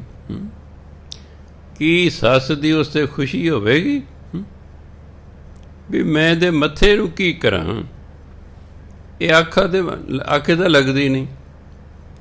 ਸਿਆਣੇ ਕਹਿੰਦੇ ਨੇ ਕੰਮ ਪਿਆਰਾ ਕਿ ਚੰਮ? ਚੰਮ ਵੀ ਪਿਆਰਾ ਹੁੰਦਾ, ਇਹ 'ਚ ਕੋਈ ਗੱਲ ਨਹੀਂ। ਘਰ 'ਚ ਸੁੰਦਰ ਜੀਵ ਆਵੇ ਕਿੰਨਾ ਚੰਗਾ ਲੱਗਦਾ ਹੈ। ਪਰ ਕਈ ਵਾਰੀ ਬੇਬੇ ਨੇ ਸਾਡੇ ਭਰਜਾਈ ਬਾਰੇ ਕਹਿਣਾ, ਇਹ ਕਿੱਥੇ ਆ ਗਈ ਕਾਲੇ ਮੂੰਹ ਵਾਲੀ। ਮੈਂ ਉਦੋਂ ਛੋਟਾ ਹੁੰਦਾ ਸੀ, ਮੈਨੂੰ ਸਮਝ ਨਾ ਆਵੇ ਭਰਜਾਈ ਤੇ ਗੋਰੀ ਹੈ, ਬੇਬੇ ਕਹਿੰਦੀ ਕਾਲੇ ਮੂੰਹ ਵਾਲੀ। ਮੈਂ ਕਦੇ ਕਿਹਾ, ਮੈਂ ਬੇਬੇ ਭਰਜਾਈ ਤੇ ਸੋਹਣੇ, ਤੂੰ ਕਾਲੇ ਮੂੰਹ ਵਾਲੀ ਕਿਉਂ ਕਰਨੀ? ਕਹੇ ਚੱਲ ਵੇ ਚੱਲ, ਵੱਡਿਆਂ ਕਿਤੇ ਲੱਗ ਜੂਗਾ ਪਤਾ। ਫਿਰ ਜੇ ਵੱਡਾ ਮੈਂ ਉਹ ਜਿਹੜਾ ਬੰਦਾ ਚੰਗਾ ਨਾ ਲੱਗੇ, ਉਹ ਭਾਵੇਂ ਕਿੰਨੇ ਹੀ ਗੋਰਾ ਕਿਉਂ ਨਾ ਹੋਵੇ, ਉਹਦੀ ਗੋਰੇਪਣ ਦੀ ਕੀਮਤ ਹੀ ਕੋਈ ਨਹੀਂ ਹੁੰਦੀ। ਫਿਰ ਜਦੋਂ ਇੰਗਲਿਸ਼ 7ਵੀਂ 8ਵੀਂ ਪਹੁੰਚੇ, ਇੰਗਲਿਸ਼ ਦੇ ਵਿੱਚ ਕਹਾਵਤ ਪੜ੍ਹੀ, handsome is he who handsome does. ਸੁੰਦਰ ਉਹ ਹੈ ਜਿਹੜਾ ਸੁੰਦਰ ਕੰਮ ਕਰਦਾ ਹੈ, ਉਹ ਸੁੰਦਰ। ਸੋ ਸਿੱਖ ਗੁਰੂ ਨੂੰ ਉਹੀ ਪਿਆਰਾ ਹੈ ਜਿਹੜਾ ਸਿੱਖ ਗੁਰੂ ਮਹਾਰਾਜ ਦੇ ਆਖੇ ਲੱਗੇ। ਆਹ ਬਾਣੀ ਜਿਹੜਾ ਹੈ ਗੁਰੂ ਮਹਾਰਾਜ ਦਾ ਹੁਕਮ ਹੈ, ਸਾਰਾ ਹੈ ਤੇ ਰੱਬੀ ਹੁਕਮ, ਪਰ ਕਿਉਂਕਿ ਗੁਰੂ ਮਹਾਰਾਜ ਦੇ ਮੁਖਾਰ ਬਿੰਦ ਤੋਂ ਹੈ, ਇਹ ਪਰਮਾਤਮਾ ਦਾ ਹੁਕਮ ਵੀ ਹੈ ਅਤੇ ਗੁਰੂ ਮਹਾਰਾਜ ਦਾ ਵੀ ਹੁਕਮ ਹੈ। ਅਤੇ ਜਿਹੜਾ ਵੀ ਹੁਕਮ ਮੰਨਦਾ ਉਹ ਮੌਜ ਕਰਦਾ। ਮੈਂ ਪਤਾ ਨਹੀਂ ਪਹਿਲੀ 'ਚ ਸੀ ਕਿ ਦੂਜੀ 'ਚ ਸੀ, ਬਸ ਇੰਨੇ ਸੀ ਸ਼ਾਇਦ, ਪਹਿਲੀ ਬਸ ਇੱਥੇ ਸੀ ਮੈਂ। ਮੇਰਾ ਵੱਡਾ ਭਰਾ ਉਦੋਂ ਟੀਚਰ ਲੱਗ ਗਏ ਸਨ। ਇੱਕ ਦਿਨ ਉਹਨਾਂ ਕੋਲ ਬੈਠਾ ਕਿ ਸਾਡੇ ਪੰਜੇ ਦੇ ਪੰਜੇ ਭਰਾਵਾਂ ਦਾ ਆਪਸੀ ਬਹੁਤ ਪਿਆਰ ਹੈ ਅਤੇ ਹੁਣ ਵੀ ਹੈ। ਹਰ ਦੁੱਖ ਸੁੱਖ ਦੇ ਵੇਲੇ, ਵਿਆਹ ਸ਼ਾਦੀ ਦੇ ਵੇਲੇ ਅਸੀਂ ਪੰਜੇ ਦੇ ਪੰਜੇ ਭਰਾ ਪਰਿਵਾਰਾਂ ਸਮੇਤ ਇਕੱਠੇ ਹੁੰਦੇ ਸੀ, ਪਿਆਰ ਸੀ। ਬੈਠਾ ਕਹਿੰਦੇ ਭਾਈ ਮੇਰੀ ਇੱਕ ਗੱਲ ਧਿਆਨ ਨਾਲ ਸੁਣ ਲੈ। ਮੈਂ ਬੋਲਾ ਜੀ। ਕਹਿੰਦੇ ਇੱਕ ਤਾਂ ਮਾਂ ਪਿਓ ਦੇ ਅੱਗੇ ਨਹੀਂ ਬੋਲਣਾ, ਉਹ ਜੋ ਕਹਿਣ ਚੁੱਪ ਰਹਿਣਾ। ਭਾਵੇਂ ਤੂੰ ਸਮਝੇ ਵੀ ਜੋ ਕਹਿ ਰਹੇ ਨੇ ਠੀਕ ਨਹੀਂ ਕਹਿ ਰਹੇ, ਗਲਤ ਕਹਿ ਰਹੇ ਨੇ, ਪਰ ਚੁੱਪ ਰਹਿਣਾ। ਦੂਜਾ ਟੀਚਰ ਦੇ ਅੱਗੇ ਨਹੀਂ ਬੋਲਣਾ। ਕਈ ਵਾਰੀ ਉਹ ਨਜਾਇਜ਼ ਵੀ ਸਜ਼ਾ ਦੇ ਸਕਦਾ ਹੈ, ਭੁਲੇਖੇ ਨਾਲ ਹੋ ਜਾਂਦਾ ਕਈ ਵਾਰੀ, ਕੁਛ ਨਹੀਂ ਕਹਿਣਾ ਬੋਲਣਾ। ਜਦੋਂ ਨੌਕਰੀ 'ਤੇ ਲੱਗ ਜਾਏ ਫਿਰ ਅਫਸਰ ਅੱਗੇ ਨਹੀਂ ਬੋਲਣਾ, ਮਾਂ ਪਿਓ ਅੱਗੇ ਨਹੀਂ ਬੋਲਣਾ, ਟੀਚਰ ਅੱਗੇ ਨਹੀਂ ਬੋਲਣਾ, ਆਪਣੇ ਆਫਿਸਰ ਅੱਗੇ ਨਹੀਂ ਬੋਲਣਾ। ਜੇ ਤੂੰ ਮੇਰੀ ਗੱਲ ਮੰਨ ਲੇਗਾ ਮੌਜਾਂ ਕਰੇਗਾ। ਅਤੇ ਦਾਤੇ ਦੀ ਐਸੀ ਕਿਰਪਾ ਰਹੀ, 58 ਸਾਲ ਜਾ ਕੇ ਮੈਂ ਰਿਟਾਇਰ ਹੋਇਆ, ਮੌਜਾਂ ਹੀ ਰਹੀਆਂ ਅਤੇ ਮੌਜਾਂ ਹੁਣ ਵੀ ਨੇ। ਭਾਵ ਹੁਕਮ ਮੰਨਣਾ। ਇਹ ਗੁਰਪ੍ਰਸਾਦ ਤਾਂ ਹੋਊਗੀ ਜੇ ਅਸੀਂ ਗੁਰੂ ਮਹਾਰਾਜ ਦਾ ਹੁਕਮ ਮੰਨਾਂਗੇ। ਹੁਕਮ ਮੰਨਣਾ। ਅੱਗੇ ਹੈਡਿੰਗ ਹੈ ਜਪ। 2 ਖੱਬੇ ਪਾਸੇ ਡੰਡੀਆਂ ਲਾ ਰੱਖੀਆਂ, 2 ਸੱਜੇ ਪਾਸੇ। ਉਸ ਵੇਲੇ ਇੱਕ ਡੰਡੀ ਨਹੀਂ ਸੀ ਹੁੰਦੀ, 2 ਹੁੰਦੀਆਂ ਸੀ। ਇਹਨਾਂ ਦੇ ਵਿਚਾਲੇ ਲਿਖਿਆ ਜਪ। ਪੱਪੇ ਨੂੰ ਔਂਕੜ ਤੇ ਇਸ ਲਈ ਕਿ ਜਪ ਇੱਕ ਵਚਨ ਹੈ। ਬਾਣੀ ਦਾ ਨਾਮ ਹੈ ਜਪ। ਸਤਿਕਾਰ ਵਜੋਂ ਇਹਦੇ ਨਾਲ ਲੋਕ ਲਾਉਣ ਲੱਗੇ ਜੀ, ਜਪ ਜੀ। ਲੋਕਾਂ ਸੋਚਿਆ ਵੀ ਜਪ ਜੀ ਬਾਣੀ ਦਾ ਨਾਮ ਹੈ, ਉਹਨਾਂ ਨੇ ਅੱਗੇ ਸਾਹਿਬ ਲਾਉਣਾ ਸ਼ੁਰੂ ਕਰਦਾ, ਜਪ ਜੀ ਸਾਹਿਬ। ਜਿਵੇਂ ਜੇ ਛੋਟੇ ਵਿਦਿਆਰਥੀ ਸਨ, ਉਹਨੇ ਕਹੇ ਜੀ ਸਰ ਜੀ, ਉਹਨੇ ਕਿਹਾ ਜੀ ਸਰ ਜੀ। ਉਹਨਾਂ ਸੋਚਿਆ ਵੀ ਇਹ ਸਰ ਜੀ ਨੇ ਅਤੇ ਜੀ ਨਾਲ ਲਾਉਣਾ ਚਾਹੀਦਾ। ਜਦੋਂ ਹੌਲੀ ਹੌਲੀ ਪਤਾ ਲੱਗਿਆ ਵੀ ਨਹੀਂ ਹੈ ਤਾਂ ਸਰ, ਇਹ ਜੀ ਅਤੇ ਸਤਿਕਾਰ ਵਜੋਂ ਲਾਇਆ, ਇਹ ਪਹਿਲਾਂ ਜੀ ਲਾਉਣ ਦੀ ਲੋੜ ਜੋ ਵੱਡੇ ਫਿਰ ਪਹਿਲੀ ਜੀ ਛੱਡਤੀ, ਮਗਰਲੀ ਰਹਿਣ ਤੀ, ਮਗਰਲੀ ਰਹਿਣ ਤੀ। ਹੌਲੀ ਹੌਲੀ ਇਕੱਲਾ ਹੀ ਸਾਰ ਆ ਗਿਆ। ਜਿਵੇਂ ਕਈ ਬੱਚਿਆਂ ਨੂੰ ਦੇਖੇ ਡੈਡ, ਕੋਈ ਪਿਤਾ ਜੀ ਨਹੀਂ, ਕੋਈ ਮਾਤਾ ਜੀ ਨਹੀਂ, ਮੰਮਾ, ਡੈਡ, ਡੈਡੀ, ਕੋਈ ਜੀ ਨਹੀਂ, ਨਾਲ ਕੋਈ ਸਤਿਕਾਰ ਨਹੀਂ ਹੈਗਾ। ਜਿਵੇਂ ਬਾਪ ਦਾ ਨਾਮ ਹੈ ਮੋਹਨ ਸਿੰਘ, ਉਹ ਮੋਹਨ ਕਿੱਥੇ ਚੱਲੇ ਐਂ ਕਹੀ ਔੜ ਲੱਗੇਗਾ ਨਾ, ਪਰ ਉਹ ਕੋਈ ਰਿਵਾਜ਼ ਜਿਹਾ ਹੋ ਗਿਆ ਹੈ। ਨਹੀਂ, ਜਪ ਬਾਣੀ ਦਾ ਨਾਮ ਹੈ। ਜੀ ਅਤੇ ਸਾਹਿਬ ਦੋਨੋਂ ਸਤਿਕਾਰ ਵਜੋਂ ਲਾਏ ਹੋਏ ਹਨ। ਆਮ ਆਪਾਂ ਕਹਿੰਦੇ ਕਾਹਦਾ ਪਾਠ ਕਰ, ਮੈਂ ਜਪਜੀ ਸਾਹਿਬ ਦਾ ਪਾਠ ਕਰ ਰਿਹਾ, ਆਪਾਂ ਆਮ ਕਹਿੰਦੇ। ਜਪ ਬਾਣੀ ਦਾ ਨਾਮ ਹੈ। ਉਹ ਤੇ ਮੂਲ ਮੰਤਰ ਸੀ।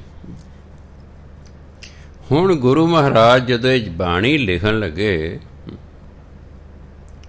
ਤਾਂ ਉਹਨਾਂ ਨੇ ਆਪਣੇ ਜਿਹੜਾ ਗੁਰੂ ਸੀ, ਗੁਰੂ ਨਾਨਕ ਦੇ ਗੁਰੂ ਕੌਣ ਸੀ? ਪਰਮਾਤਮਾ। ਦਸਮ ਪਾਤਸ਼ਾਹ ਨੇ ਪੁੱਛਿਆ ਤੁਹਾਡਾ ਗੁਰੂ ਕੌਣ ਹੈ? ਆਦ ਅੰਤ ਏਕੈ ਅਵਤਾਰਾ, ਸੋਈ ਗੁਰੂ ਸਮਝਿਓ ਹਮਾਰਾ। ਦਸਮ ਪਾਤਸ਼ਾਹ ਕਹਿੰਦੇ ਆਦ ਅੰਤ, ਆਦ ਤੋਂ ਲੈ ਕੇ ਅੰਤ ਤੱਕ ਜੋ ਹੈ, ਭਾਵ ਜੋ ਸਦੀਵੀ ਹੈ ਪਰਮਾਤਮਾ, ਉਹ ਕਹਿੰਦੇ ਸਾਡਾ ਗੁਰੂ ਹੈ। ਪੁਰਾਣੇ ਜ਼ਮਾਨੇ 'ਚ ਆਪਣੇ ਗੁਰੂ ਦੀ ਵਡਿਆਈ ਦੇ ਵਿੱਚ ਇੱਕ ਦੋ ਲਾਈਨਾਂ ਲਿਖਿਆ ਕਰਦੇ ਸਨ ਕਵੀ। ਗੁਰੂ ਨਾਨਕ ਦੇਵ ਦਾ ਗੁਰੂ ਕਿਉਂਕਿ ਪਰਮਾਤਮਾ ਸੀ, ਉਹਨਾਂ ਨੇ ਉਹਨਾਂ ਦੀ ਵਡਿਆਈ 'ਚ ਲਿਖਿਆ ਆਦ ਸੱਚ ਜੁਗਾਦ ਸੱਚ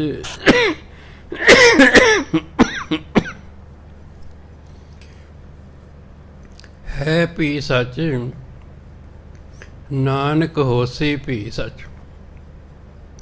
ਆਦ ਆਰੰਭ ਤੋਂ ਸੱਚ ਪਾ ਪਰਮਾਤਮਾ, ਪਰਮਾਤਮਾ ਆਦ ਤੋਂ ਹੈ, ਆਰੰਭ ਤੋਂ ਹੀ ਹੈ। ਇਹ ਨਹੀਂ ਕਿ ਸ੍ਰਿਸ਼ਟੀ ਬਣਨ ਤੋਂ ਬਾਅਦ ਕਿਤੇ ਪਰਮਾਤਮਾ ਹੋਇਆ, ਨਹੀਂ, ਉਹ ਤੇ ਸਭ ਦਾ ਆਦ ਹੈ। ਇਹ ਸ੍ਰਿਸ਼ਟੀ ਬਣਨ ਤੋਂ ਪਹਿਲਾਂ ਵੀ ਉਹ ਸੀ, ਆਦ ਸੱਚ। ਪਰਮਾਤਮਾ ਇਸ ਸ੍ਰਿਸ਼ਟੀ ਬਣਨ ਤੋਂ ਪਹਿਲਾਂ ਵੀ ਸੀ। ਜੁਗਾਦ ਸੱਚ, ਯੁੱਗ ਆਦ, ਜਦੋਂ ਯੁੱਗ ਸ਼ੁਰੂ ਹੋਇਆ। ਆਦ ਮੈਨੇ ਆਰੰਭ, ਆਦ ਮੈਨੇ ਆਰੰਭ। ਜਦੋਂ ਯੁੱਗ ਆਰੰਭ ਹੋਏ, ਸਤਯੁਗ, ਤ੍ਰੇਤਾ, ਦੁਆਪਰ, ਕਲਯੁਗ, ਉਦੋਂ ਵੀ ਪਰਮਾਤਮਾ ਸੀ। ਹੈ ਵੀ ਸੱਚ,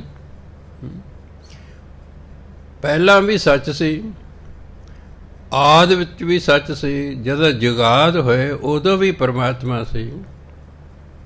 ਹੈ ਵੀ ਸੱਚ, ਹੁਣ ਵੀ ਪਰਮਾਤਮਾ ਹੈ।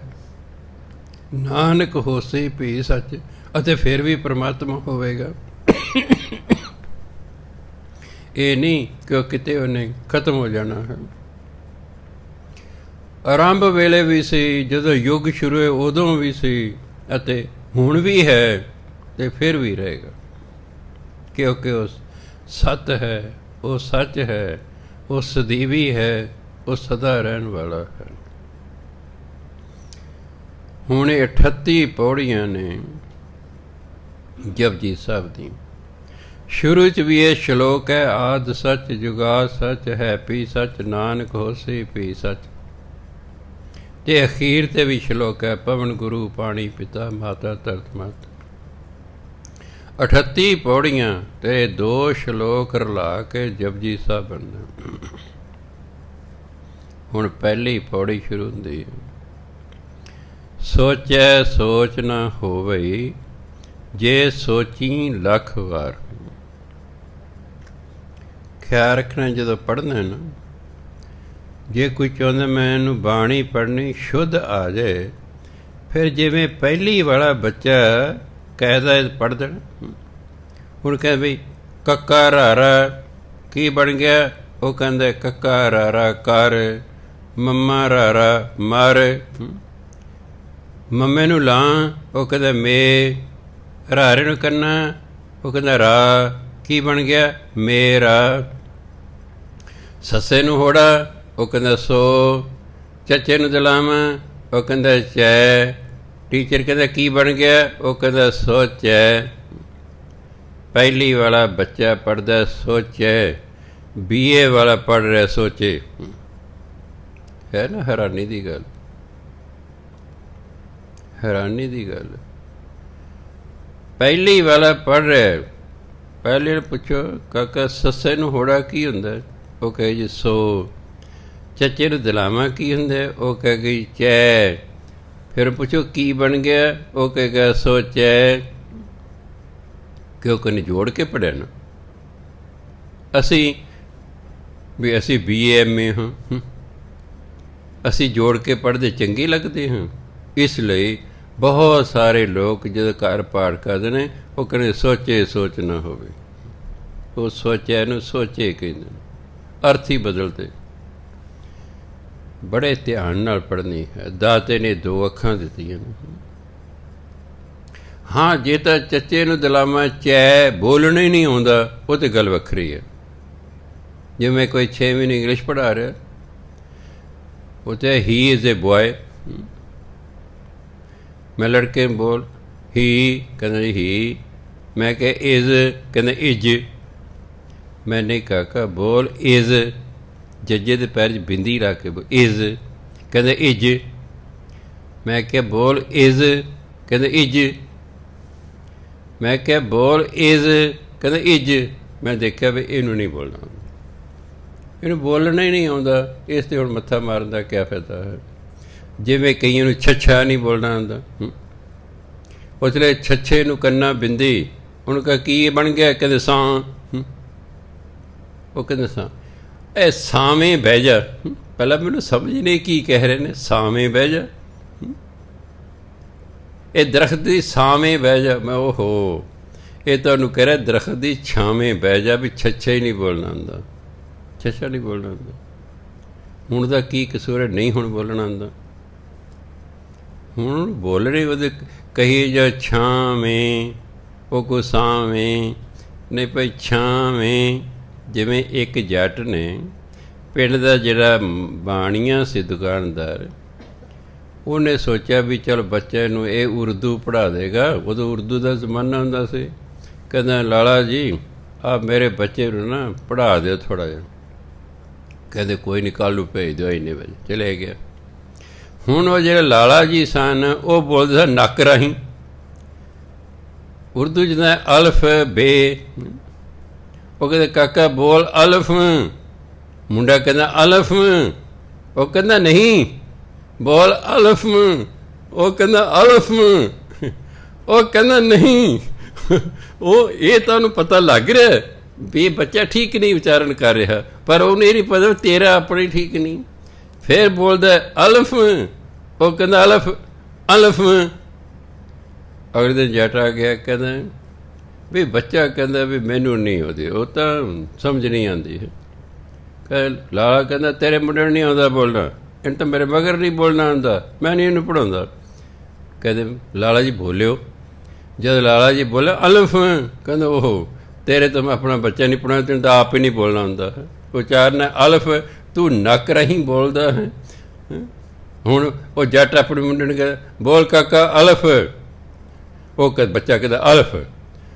ਉਹ ਲਾਲਾ ਕਹਿੰਦਾ ਹਾਂ ਤੇਰੇ ਤੂੰ ਪੜ੍ਹਾਇਆ ਕਰ, ਜਦ ਤੂੰ ਬੋਲਦਾ ਤੇਰਾ ਮੁੰਡਾ ਠੀਕ ਬੋਲਦਾ। ਹੁਣ ਜੇ ਇਹ ਸਾਵੇਂ ਬੋਲਣ ਵਾਲੇ, ਇੱਜ ਬੋਲਣ ਵਾਲੇ ਕਿਤੇ ਟੀਚਰ ਲੱਗ ਗਏ ਤਾਂ ਫਿਰ ਦੇਖੋ ਅੱਗੇ ਕਿਆ ਨਤੀਜਾ ਨਿਕਲੇਗਾ ਜੀ। ਉਹਦੇ ਪੜ੍ਹਾਇਆ ਤਾਂ ਹੀ ਕਹਿੰਦੇ ਪਾਂਧੇ ਦਾ ਪੜ੍ਹਾਇਆ ਭਦੂਕੜਾ ਅਤੇ ਭਦੂਕੜੇ ਦਾ ਪੜ੍ਹਾਇਆ ਆਲਮਲ, ਫਿਰ ਤਾਂ ਆਲਮਲ ਹੋ ਜਾਏਗਾ। ਇਸ ਲਈ ਆਪ ਜੀ ਨੂੰ ਬੇਨਤੀ ਹੈ, ਮੈਂ ਇਹ ਤਾਂ ਨਹੀਂ ਕਹਿੰਦਾ ਮੈਂ ਪਾਂਧਾ ਹਾਂ, ਪਰ ਨਹੀਂ ਨਾ ਮੈਂ ਤੁਹਾਨੂੰ ਕਹਾਂ ਆਲਮਾਲ ਹਾਂ। ਮੇਰੇ ਕਹਿਣ ਦਾ ਮਤਲਬ ਹੈ ਕਿ ਸਾਨੂੰ ਧਿਆਨ ਨਾਲ ਪੜ੍ਹਨਾ ਚਾਹੀਦਾ। ਹਾਂ, ਕੋਈ ਸ਼ਬਦ ਨਹੀਂ ਬੋਲਣਾ ਆਉਂਦਾ, ਉਹ ਸਾਡੀ ਮਜਬੂਰੀ ਹੈ। ਉਹ ਪੜ੍ਹਾਉਣ ਵਾਲਾ ਵੀ ਸਮਝ ਜਾਂਦਾ ਹੈ ਕਿ ਇਹਨੂੰ ਇਹ ਸ਼ਬਦ ਬੋਲਣਾ ਹੀ ਨਹੀਂ ਆਉਂਦਾ।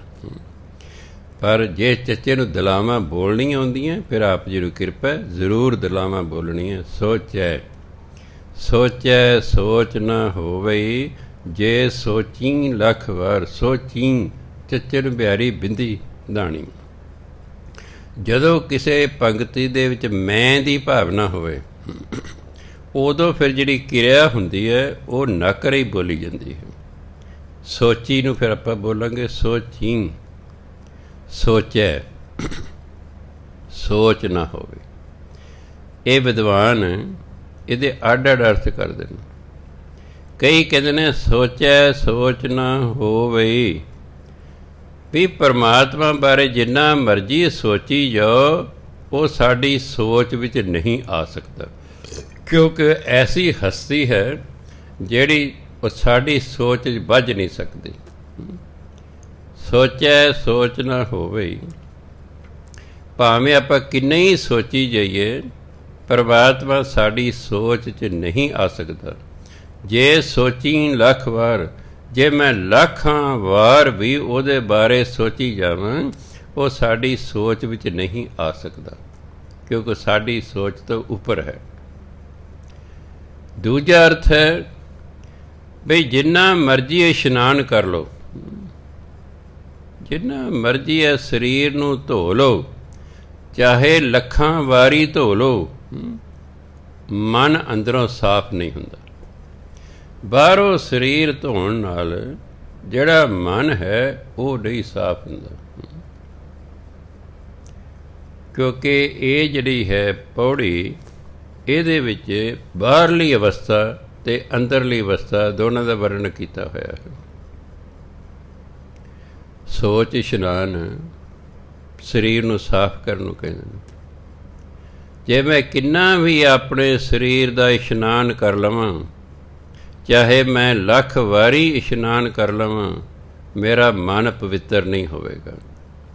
ਅਤੇ ਇੱਕ ਅਰਥ ਹੈ ਜਿੰਨਾ ਮਰਜ਼ੀ ਹੈ ਮੈਂ ਸੋਚੀ ਜਾਵਾਂ, ਪਰਮਾਤਮਾ ਮੇਰੀ ਸੋਚ ਵਿੱਚ ਨਹੀਂ ਆਉਂਦਾ, ਕਿਉਂਕਿ ਉਹ ਬੇਅੰਤ ਹੈ ਅਤੇ ਮੇਰੀ ਸੋਚ ਦੀ ਇੱਕ ਲਿਮਟ ਹੈ, ਇੱਕ ਹੱਦ ਹੈ। ਚੁੱਪੈ ਚੁੱਪ ਨਾ ਹੋਵੇ, ਜੇ ਲਾਏ ਰਹਾਂ ਲਿਵਤਾਰ। ਜੇ ਮੈਂ ਚੁੱਪ ਰਹਾਂ, ਮੰਨ ਲਓ ਮੈਂ ਮੂੰਹ 'ਤੇ ਪੱਟੀ ਬੰਨ੍ਹ ਲਈ ਹੈ, ਜਿਵੇਂ ਕਰੋਨਾ ਨੇ ਸਾਰੇ ਦੇ ਪੱਟੀਆਂ ਬਣਾਤੀਆਂ ਨੇ, ਉਂਝ ਨਹੀਂ ਸੀ ਬਣਨੀ ਹੈ। ਪਹਿਲਾਂ ਜੇ ਮੂੰਹ ਢੱਕਦਾ ਸੀ ਕੋਈ, ਤਾਂ ਉਹਦਾ ਚਲਾਨ ਹੁੰਦਾ ਸੀ ਕਿ ਤੂੰ ਮੂੰਹ ਢੱਕਿਆ ਕਿਉਂ ਹੈ। ਹੁਣ ਜਿਹਦੇ ਕਿ ਮੂੰਹ ਨੰਗਾ ਰਹਿੰਦਾ, ਉਹਨੂੰ ਘੇਰ ਲਈਦੇ ਨੇ। ਸਮੇਂ ਸਮੇਂ ਦੀ ਬਾਤ ਹੈ। ਕਹਿੰਦੇ ਚੁੱਪੈ ਚੁੱਪ ਨਾ ਹੋਵੀ, ਜੇ ਲਾਏ ਰਹਾਂ ਲਿਵਤਾਰ। ਲਿਵਤਾਰ ਲਗਾਤਾਰ, ਜੇ ਮੈਂ ਲਗਾਤਾਰ ਚੁੱਪ ਰਹਾਂ ਤਾਂ ਜਿਹੜਾ ਮੇਰਾ ਮਨ ਹੈ ਨਾ, ਇਹ ਨਹੀਂ ਚੁੱਪ ਹੁੰਦਾ, ਉਹ ਬੋਲੀ ਜਾਂਦਾ। ਖਿਆਲ ਰੱਖਣਾ, ਅਸੀਂ ਕੁਝ ਨਾ ਕੁਝ ਬੋਲੀ ਜਾਂਦੇ ਹਾਂ। ਜਿਹੜਾ ਬੱਚਾ ਹੁੰਦਾ ਹੈ, ਇਕੱਲਾ ਬੈਠੇ ਤੋਂ ਕਦੇ ਵੇਖਿਓ ਉਸਨੂੰ, ਉਹ ਵੀ ਬੋਲੀ ਜਾ ਰਿਹਾ। ਸਿਰਫ ਇਹ ਕਿ ਬੱਚਾ ਮਨ 'ਚ ਨਹੀਂ ਬੋਲ ਸਕਦਾ, ਇਸ ਲਈ ਉਹ ਬੋਲ ਰਿਹਾ, ਉਹਦਾ ਸਾਨੂੰ ਸੁਣਦਾ ਹੈ। ਸਾਡਾ ਮਨ ਵੀ ਬੋਲ ਰਿਹਾ ਹੈ, ਪਰ ਉਹ ਦੂਜਿਆਂ ਨੂੰ ਨਹੀਂ ਸੁਣ ਰਿਹਾ, ਬੋਲ ਉਹ ਵੀ ਲਗਾਤਾਰ ਹੈ। ਇਹ ਨਹੀਂ ਹੈ ਜੀ ਹਾਂ ਮੈਂ ਚੁੱਪ ਬੈਠਾ, ਬੁੱਲ ਬੰਦ ਕੀਤੇ ਹੋਏ ਨੇ ਤੇ ਹੈ, ਮੈਂ ਬਾਹਰੋਂ ਤਾਂ ਨਹੀਂ ਬੋਲ ਰਿਹਾ, ਪਰ ਮਨ ਬੋਲੀ ਜਾ ਰਿਹਾ ਹੈ, ਮਨ ਬੋਲੀ ਜਾ ਰਿਹਾ। ਚੁੱਪ ਹੈ ਚੁੱਪ ਨਾ ਹੋਵੇ। ਚੁੱਪ ਰਹਿਣ ਦੇ ਨਾਲ ਮਨ ਚੁੱਪ ਨਹੀਂ ਹੁੰਦਾ। ਜਿਵੇਂ ਸੋਚਿਆ ਸੋਚ ਨਾ ਹੋਵੇ। ਇਸ਼ਨਾਨ ਕਰਨਾ ਮਨ ਪਵਿੱਤਰ ਨਹੀਂ ਹੁੰਦਾ, ਚਾਹੇ ਮੈਂ ਲੱਖਾਂ ਵਾਰੀ ਇਸ਼ਨਾਨ ਕਰ ਲਾਂ, ਮਨ ਪਵਿੱਤਰ ਨਹੀਂ ਹੁੰਦਾ। ਜੇ ਮੈਂ ਚੁੱਪ ਰਹਾਂ, ਲਿਵਤਾ ਲਗਾਤਾਰ ਚੁੱਪ ਰਹਾਂ, ਤਾਂ ਵੀ ਮਨ ਚੁੱਪ ਨਹੀਂ ਹੁੰਦਾ, ਮਨ ਬੋਲੀ ਹੋਈ ਜਾਂਦਾ। ਭੁੱਖਿਆਂ ਭੁੱਖ ਨਾ ਉਤਰੀ, ਜੇ ਬੰਨਾ ਪੁਰੀਆਂ ਭਾਰ। ਪੁਰੀਆਂ ਸੰਸਾਰ ਨੂੰ ਕਹਿੰਦੇ ਨੇ, ਦੇਸ਼ਾਂ ਨੂੰ ਕਹਿੰਦੇ ਨੇ। ਉਂਝ ਤਾਂ ਹਿੰਦੂ ਧਰਮ ਅਨੁਸਾਰ 14 ਪੁਰੀਆਂ ਨੇ। ਮੁਸਲਮਾਨ ਵੀ ਕਹਿੰਦੇ 7 ਆਕਾਸ਼ 7 ਪਤਾਲ ਨੇ। ਅੰਗਰੇਜ਼ ਵੀ ਇਹੀ ਕਹਿੰਦੇ ਨੇ 7 ਆਕਾਸ਼। ਇਹ ਤਾਂ ਸਿੱਖ ਧਰਮ ਜੇ ਕਹਿੰਦੇ ਲੱਖਾਂ ਆਕਾਸ਼ ਲੱਖਾਂ ਪਤਾਲ। ਜੇ ਮੈਂ ਸਾਰੀਆਂ ਧਰਤੀਆਂ ਦੇ ਪਦਾਰਥਾਂ ਦੇ ਭਾਰ ਹੁੰਦਾ ਪੰਡਾਂ, ਜੇ ਮੈਂ ਧਰਤੀ ਦੇ ਸਾਰੇ ਪਦਾਰਥਾਂ ਦੀ ਪੰਡਾਂ ਬੰਨ੍ਹ ਲਾਂ ਨਾ, ਪੰਡਾਂ ਜਿਹੜੇ ਮੇਰੇ ਅੰਦਰ ਇੰਦਰੇ ਨੇ ਨਾ, ਇੰਦਰੀਆਂ, ਉਹਨਾਂ ਦੀ ਭੁੱਖ ਨਹੀਂ ਲੈਂਦੀ। ਤੁਹਾਡੇ ਕੋਲ ਚਾਹੇ ਕਰੋੜਾਂ ਰੁਪਈਏ ਹੋਣ, ਵੱਡੀ ਕੋਠੀ ਹੋਵੇ, ਕਾਰਾਂ ਹੋਣ, ਬਹੁਤ ਕੁਛ ਹੋਵੇ, ਮਨ ਫਿਰ ਵੀ ਭੁੱਖੇ ਦਾ ਭੁੱਖਾ ਹੀ ਰਹਿੰਦਾ, ਉਹ ਨਹੀਂ ਰਾਈਦਾ। ਇਸ ਲਈ ਕਹਿੰਦੇ ਭਾਵੇਂ ਸਾਰੇ ਸੰਸਾਰ ਪੁਰੀਆਂ ਭਾਰ ਪੰਡਾਂ ਬੰਨ੍ਹ ਲਵਾਂ, ਪਦਾਰਥਾਂ ਦੀਆਂ ਮੈਂ ਪੰਡਣਾ ਵੀ ਬੰਨ੍ਹ ਲਵਾਂ, ਜੇ ਬੰਨਾ ਪੁਰੀਆਂ ਭਾਰ। ਭਾਰ ਮੈਨੇ ਪੰਡਾਂ, ਪੁਰੀਆਂ ਜਿੰਨੇ ਸੰਸਾਰ ਹੈ, ਜੋ ਕੁਛ ਵੀ ਹੈ, ਉਹਦੇ ਜਿੰਨੇ ਪਦਾਰਥ ਨੇ, ਜੇ ਮੈਂ ਉਹਨਾਂ ਦੀਆਂ ਪੰਡਾਂ ਬੰਨ੍ਹ ਲੈਣ। ਭੁੱਖਿਆਂ ਭੁੱਖ ਨਾ ਉਤਰੀ, ਮੇਰੇ ਭੁੱਖੇ ਇੰਦਰੀਆਂ ਦੀ ਭੁੱਖ ਨਹੀਂ ਉਤਰੇਗੀ, ਇੰਦਰੀਆਂ ਦੀ ਭੁੱਖ ਨਹੀਂ ਉਤਰੇਗੀ। ਬਾਹਰੋਂ ਤਾਂ ਬਹੁਤ ਕੁਛ ਹੈ, ਮਨ ਭੁੱਖੇ ਦਾ ਭੁੱਖ ਹੈ। ਬਾਹਰੋਂ ਚੁੱਪ ਹੈ, ਮਨ ਬੋਲੀ ਜਾ ਰਿਹਾ ਹੈ। ਬਾਹਰੋਂ ਇਸ਼ਨਾਨ ਕੀਤਾ, ਸਾਫ ਸੁਥਰਾ ਗਿਆ, ਮਨ ਮੈਲਾ, ਮਨ ਮੈਲਾ। ਬਾਹਰੋਂ ਇਸ਼ਨਾਨ ਕਰਨਾ, ਸੌਚ ਇਸ਼ਨਾਨ ਕਰਨ ਨਾਲ ਮਨ ਸਾਫ ਨਹੀਂ ਹੁੰਦਾ। ਬਾਹਰੋਂ ਚੁੱਪ ਰਹਿਣ ਨਾਲ ਮਨ ਚੁੱਪ ਨਹੀਂ ਕਰਦਾ। ਬਾਹਰੋਂ ਬਹੁਤ ਸਾਰੇ ਪਦਾਰਥ ਇਕੱਠੇ ਕਰਨ ਨਾਲ ਵੀ ਜਿਹੜੇ ਸਾਡੀਆਂ ਇੰਦਰੀਆਂ ਭੁੱਖੀਆਂ ਨੇ, ਭੁੱਖੇ ਇੰਦਰੀਆਂ ਦੀ ਭੁੱਖ ਨਹੀਂ ਉਤਰਦੀ, ਇੰਦਰੀਆਂ ਭੁੱਖੀਆਂ ਹੀ ਰਹਿ ਜਾਂਦੀਆਂ। ਸਹਿਸ ਹਜ਼ਾਰਾਂ ਨੂੰ ਕਹਿੰਦੇ ਨੇ, ਸਹਿਸ ਮੈਨੇ ਹਜ਼ਾਰਾਂ। ਹਾਹੇ ਤੋਂ ਜੇ ਪਹਿਲਾ ਅੱਖਰ ਮੁਕਤਾ ਹੋਵੇ ਨਾ, ਹਾਹੇ ਤੋਂ ਪਹਿਲਾ ਅੱਖਰ ਸੱਸਾ। ਮੁਕਤਾ ਕਿਹਨੂੰ ਕਹਿੰਦੇ ਨੇ? ਜਿਹਨੂੰ ਕੰਨਾਂ, ਲਾਂ, ਸਿਹਾਰੀ, ਬਿਆਰੀ, ਔਂਕੜ, ਦਲੈਂਕੜ ਕੁਛ ਨਾ ਲੱਗਾ ਹੋਵੇ, ਉਹਨੂੰ ਅੱਖਰ ਨੂੰ ਕਹਿੰਦੇ ਮੁਕਤਾ। ਇਹ ਤਿੰਨੋਂ ਅੱਖਰ ਹੀ ਮੁਕਤੇ ਨੇ। ਸੱਸਾ ਵੀ ਮੁਕਤਾ ਹੈ, ਹਾਹਾ ਵੀ ਮੁਕਤਾ ਹੈ, ਫਿਰ ਸੱਸਾ, ਫਿਰ ਮੁਕਤਾ। ਹਾਹੇ ਤੋਂ ਪਹਿਲਾ ਅੱਖਰ ਜੇ ਮੁਕਤਾ ਹੋਵੇ ਤਾਂ ਬੋਲਣ ਵੇਲੇ ਉਸਨੂੰ ਦਲਾਵਾਂ ਲਾ ਕੇ ਬੋਲਣਾ ਹੈ। ਸਹਿਸ, ਹੁਣ ਕੀ ਬੋਲਣਾ? ਸਹਿਸ ਹਿੰਦੀ ਦਾ ਸ਼ਬਦ ਹੈ ਹਜ਼ਾਰਾਂ। ਸਹਿਸ ਸਿਆਣਪਾਂ ਲੱਖ ਹੋਹੇ। ਹੁਣ ਧਿਆਨ ਦੇਣਾ, ਸਿਆਣਪਾਂ, ਸਿਆਣਪ ਇੱਕ ਵਚਨ ਹੈ, ਸਿਆਣਪਾਂ ਬਹੁਵਚਨ, ਲੱਖ ਵੀ ਬਹੁਵਚਨ ਹੈ। ਜੇ ਖੱਖੇ ਨੂੰ ਔਂਕੜ ਹੁੰਦਾ ਫਿਰ 1 ਲੱਖ ਸਿਆਣਪਾਂ ਹੋਣਾ ਸੀ, ਨਹੀਂ ਲੱਖੋਂ ਹੀ, ਲੱਖਾਂ ਸਿਆਣਪਾਂ ਨੇ। ਹੁਣ ਸਿਆਣਪਾਂ ਬਹੁਵਚਨ ਹੈ। ਜਦੋਂ ਕਰਤਾ ਬਹੁਵਚਨ ਹੋਵੇ, ਅੱਗੇ ਜਿਹੜੀ ਕਿਰਿਆ ਆ ਰਹੀ ਹੈ ਨਾ, ਉਹ ਨੱਕ ਰਾਹੀਂ ਬੋਲੀ ਜਾਂਦੀ ਹੈ। ਇਹਨੂੰ ਹੋਏ ਨਹੀਂ ਪੜ੍ਹਨਾ, ਹੋਹੇ। ਹੁਣ ਬਹੁਵਚਨ ਹੋ ਗਿਆ। ਹੋਹੇ ਇੱਕ ਵਚਨ ਹੈ, ਹੋਹੇ ਬਹੁਵਚਨ ਹੈ। ਸਹਿਸ ਸਿਆਣਪਾਂ ਲੱਖ ਹੋਹੇ।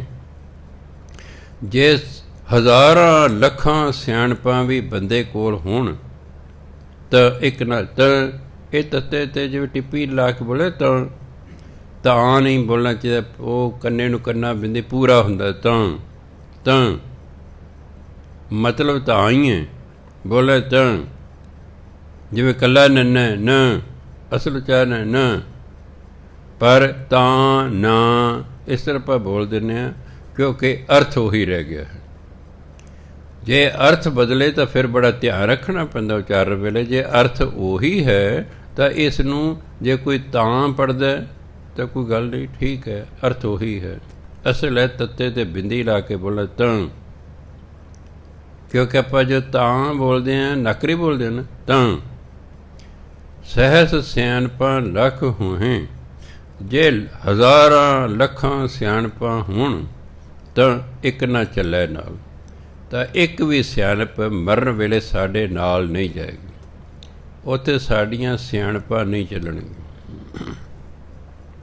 ਅਸੀਂ ਭਾਵੇਂ ਕਿੰਨੇ ਪੜ੍ਹੇ ਲਿਖੇ ਹੋਈਏ, ਸੰਸਾਰਿਕ ਤੌਰ 'ਤੇ ਕਿੰਨੇ ਵੀ ਕਿਉਂ ਨਾ ਸਿਆਣੇ ਹੋਈਏ, ਸਾਡੀਆਂ ਸਿਆਣਪਾਂ ਉੱਥੇ ਨਹੀਂ ਚੱਲਦੀਆਂ, ਇਹ ਇੱਥੇ ਹੀ ਰਹਿ ਰੂ ਜਾਂਦੀਆਂ ਨੇ। ਇਸ ਲਈ ਕਹਿੰਦੇ ਕਿਵ ਸਚਿਆਰਾ ਹੋਈ ਹੈ। ਸਚਿਆਰਾ ਹੁੰਦਾ ਸੱਚ ਵਰਗਾ, ਕੂੜਿਆਰਾ ਕੂੜ ਵਰਗਾ। ਪਰਮਾਤਮਾ ਸੱਚ ਹੈ। ਜਿੰਨਾ ਚਿਰ ਅਸੀਂ ਸਚਿਆਰੇ ਨਹੀਂ ਹੁੰਦੇ, ਉਸ ਸੱਚ ਨਾਲ ਅਸੀਂ ਨਹੀਂ ਮਿਲ ਸਕਦੇ। ਕਿਸੇ ਨਾਲ ਮਿਲਣ ਲਈ ਉਹਦੇ ਵਰਗਾ ਸੁਭਾਅ ਆਦਤਾਂ ਚਾਹੀਦੀਆਂ। ਹਸਬੈਂਡ ਵਾਈਫ ਨੇ ਜੇ ਸੁਭਾਅ ਨਹੀਂ ਮਿਲਦਾ, ਟੁੱਟ ਫੁੱਟ ਹੋ ਜਾਏਗੀ। ਸਕੇ ਭਰਾ ਨੇ ਆਪਸ ਸੁਭਾਅ ਆਦਤਾਂ ਨਹੀਂ ਮਿਲਦੀਆਂ, ਟੁੱਟ ਫੁੱਟ ਹੋ ਜਾਏਗੀ। ਕਈ ਵਾਰੀ ਪੁੱਤਰ ਅਤੇ ਪਿਤਾ ਦਾ ਸੁਭਾਅ ਆਦਤਾਂ ਨਹੀਂ ਮਿਲਦੀਆਂ, ਉਹਨਾਂ ਦਾ ਵੀ ਟੁੱਟ ਫੁੱਟ ਹੋ ਜਾਂਦੀ ਹੈ, ਉਹਨਾਂ ਦੀ ਟੁੱਟ ਫੁੱਟ ਹੋ ਜਾਂਦੀ ਹੈ। ਹੁਣ ਪਰਮਾਤਮਾ ਹੈਗਾ ਸਚਿਆਰ, ਆਪਾਂ ਹੁਣ ਸਚਿਆਰਾ, ਤਾਂ ਹੀ ਸਚਿਆਰ ਨਾਲ ਮਿਲਾਂਗੇ ਨਾ। ਤੁਸੀਂ ਕਦੇ ਵੀ ਵੇਖਿਓ ਕਿ ਹੁਣ ਤੱਕ ਕਦੇ ਆਪਾਂ ਛੱਤ 'ਤੇ ਸ਼ਾਮ ਨੂੰ, ਪਹਿਲਾਂ ਗਰਮੀ ਜਦੋਂ ਪੱਖੇ ਪੁੱਖੇ ਨਹੀਂ ਸਨ ਹੁੰਦੇ, ਪਿੰਡਾਂ 'ਚ ਰਹਿੰਦੇ ਸੀ, ਰਾਤ ਨੂੰ ਛੱਤ 'ਤੇ ਮੰਜੀਆਂ ਡਾਹ ਲੈਣੀਆਂ, ਛੱਤ 'ਤੇ ਸਮੇਂ ਕਰਦੇ ਸੀ ਵੀ ਚੱਲ ਹੇਠਾਂ ਗਰਮੀ ਹੁੰਦੀ ਹੈ। ਕਈ ਵਾਰੀ ਲੇਟੇ ਹੁਣ ਜਾਨਵਰ ਲੰਘਣੇ ਉੱਤੋਂ, ਜੇ ਤੋਤਿਆਂ ਦੀ ਡਰ ਹੈ, ਇਕੱਲੇ ਤੋਤੇ ਨੇ, ਉਹਦੀ ਕੋਈ ਚਿੜੀ ਕਾਂ ਨਹੀਂ ਹੈ ਕਹਿੰਦੇ ਨੇ। ਜੇ ਕਬੂਤਰ ਜਾ ਰਹੇ, ਇਕੱਲੇ ਕਬੂਤਰਾਂ ਦੀ ਡਰ ਹੈ, ਉਸ 'ਚ ਤੋਤੇ ਚਿੜੀਆਂ ਨਹੀਂ ਹੈਗੀਆਂ। ਜੇ ਚਿੜੀਆਂ ਦੀ ਡਾਰ ਜਾਂ ਇਕੱਲੀਆਂ ਚਿੜੀਆਂ ਜਾ ਰਹੀਆਂ ਨੇ, ਉਹ 'ਚ ਹੋਰ ਜਾਨਵਰ ਨਹੀਂ। ਕਿਉਂ? ਸਵਾਲ ਪੈਂਦਾ ਵੀ ਕਿਉਂ? ਜਦੋਂ ਉੱਡੀ ਜਾ ਰਹੇ ਨੇ, ਤੋਤਿਆਂ ਦੀ ਅੱਡ ਲਾਈਨ ਹੈ, ਚਿੜੀਆਂ ਦੀ ਅੱਡ ਲਾਈਨ ਹੈ, ਕਾਵਾਂ ਦੀ ਅੱਡ ਲਾਈਨ ਹੈ, ਉਹ ਇਕੱਠੇ ਕਿਉਂ ਨਹੀਂ ਉੱਡਦੇ? ਉਹਨਾਂ ਦਾ ਸੁਭਾਅ ਨਹੀਂ ਮੇਲ ਖਾਂਦਾ। ਚਿੜੀ ਦਾ ਚਿੜੀ ਨਾਲ ਖਾ ਰਿਹਾ, ਤੋਤੇ ਦਾ ਤੋਤੇ ਨਾਲ ਖਾ ਰਿਹਾ, ਕਾਂ ਦਾ ਕਾਂ ਨਾਲ ਸੁਭਾਅ ਖਾ ਰਿਹਾ, ਇਸ ਲਈ ਉਹ ਇਕੱਠੇ ਚੱਲਦੇ ਨੇ। ਇਸ ਲਈ ਉਹ ਇਕੱਠੇ ਚੱਲਦੇ ਨੇ। ਚਿੜੀ ਦਾ ਅਤੇ ਤੋਤੇ ਦਾ ਸੁਭਾਅ ਨਹੀਂ ਮੇਲ ਖਾਂਦਾ, ਇਸ ਲਈ ਕਦੇ ਵੀ ਇਕੱਠੇ ਨਹੀਂ ਚੱਲਣਗੇ। ਇਕੱਠੇ ਰਹਿਣ ਲਈ ਜ਼ਰੂਰੀ ਹੈ ਕਿ ਸੁਭਾਵਾਂ ਦਾ ਇੱਕੋ ਜਿਹਾ ਮੇਲ ਹੋਵੇ, ਤਾਂ ਇਕੱਠੇ ਰਹਿ ਸਕਦੇ। ਹੁਣ ਪਰਮਾਤਮਾ ਹੈਗਾ ਸੱਚ। ਅਸੀਂ ਜਿੰਨਾ ਚਿਰ ਸਚਿਆਰ ਨਹੀਂ ਹੋ ਜਾਂਦੇ, ਉਹਨਾਂ ਚਿਰ ਸਾਡਾ ਸੱਚ ਨਾਲ ਮੇਲ ਨਹੀਂ ਹੁੰਦਾ, ਮੇਲ ਨਹੀਂ ਹੁੰਦਾ। ਕਹਿੰਦੇ ਫਿਰ ਕਿਵ ਸਚਿਆਰਾ ਹੋਈਏ? ਗੁਰੂ ਮਹਾਰਾਜ ਕਹਿੰਦੇ ਫਿਰ ਸਚਿਆਰਾ ਕਿਵੇਂ ਹੋਈਏ? ਕਿਵ ਕੂੜਾ ਟੁੱਟੈ ਪਾਲ। ਯਾਦ ਰੱਖਣਾ, ਕਿਵ ਸਚਿਆਰਾ ਹੋਈਏ, ਹੋਈਏ ਨਹੀਂ ਕਹਿਣਾ।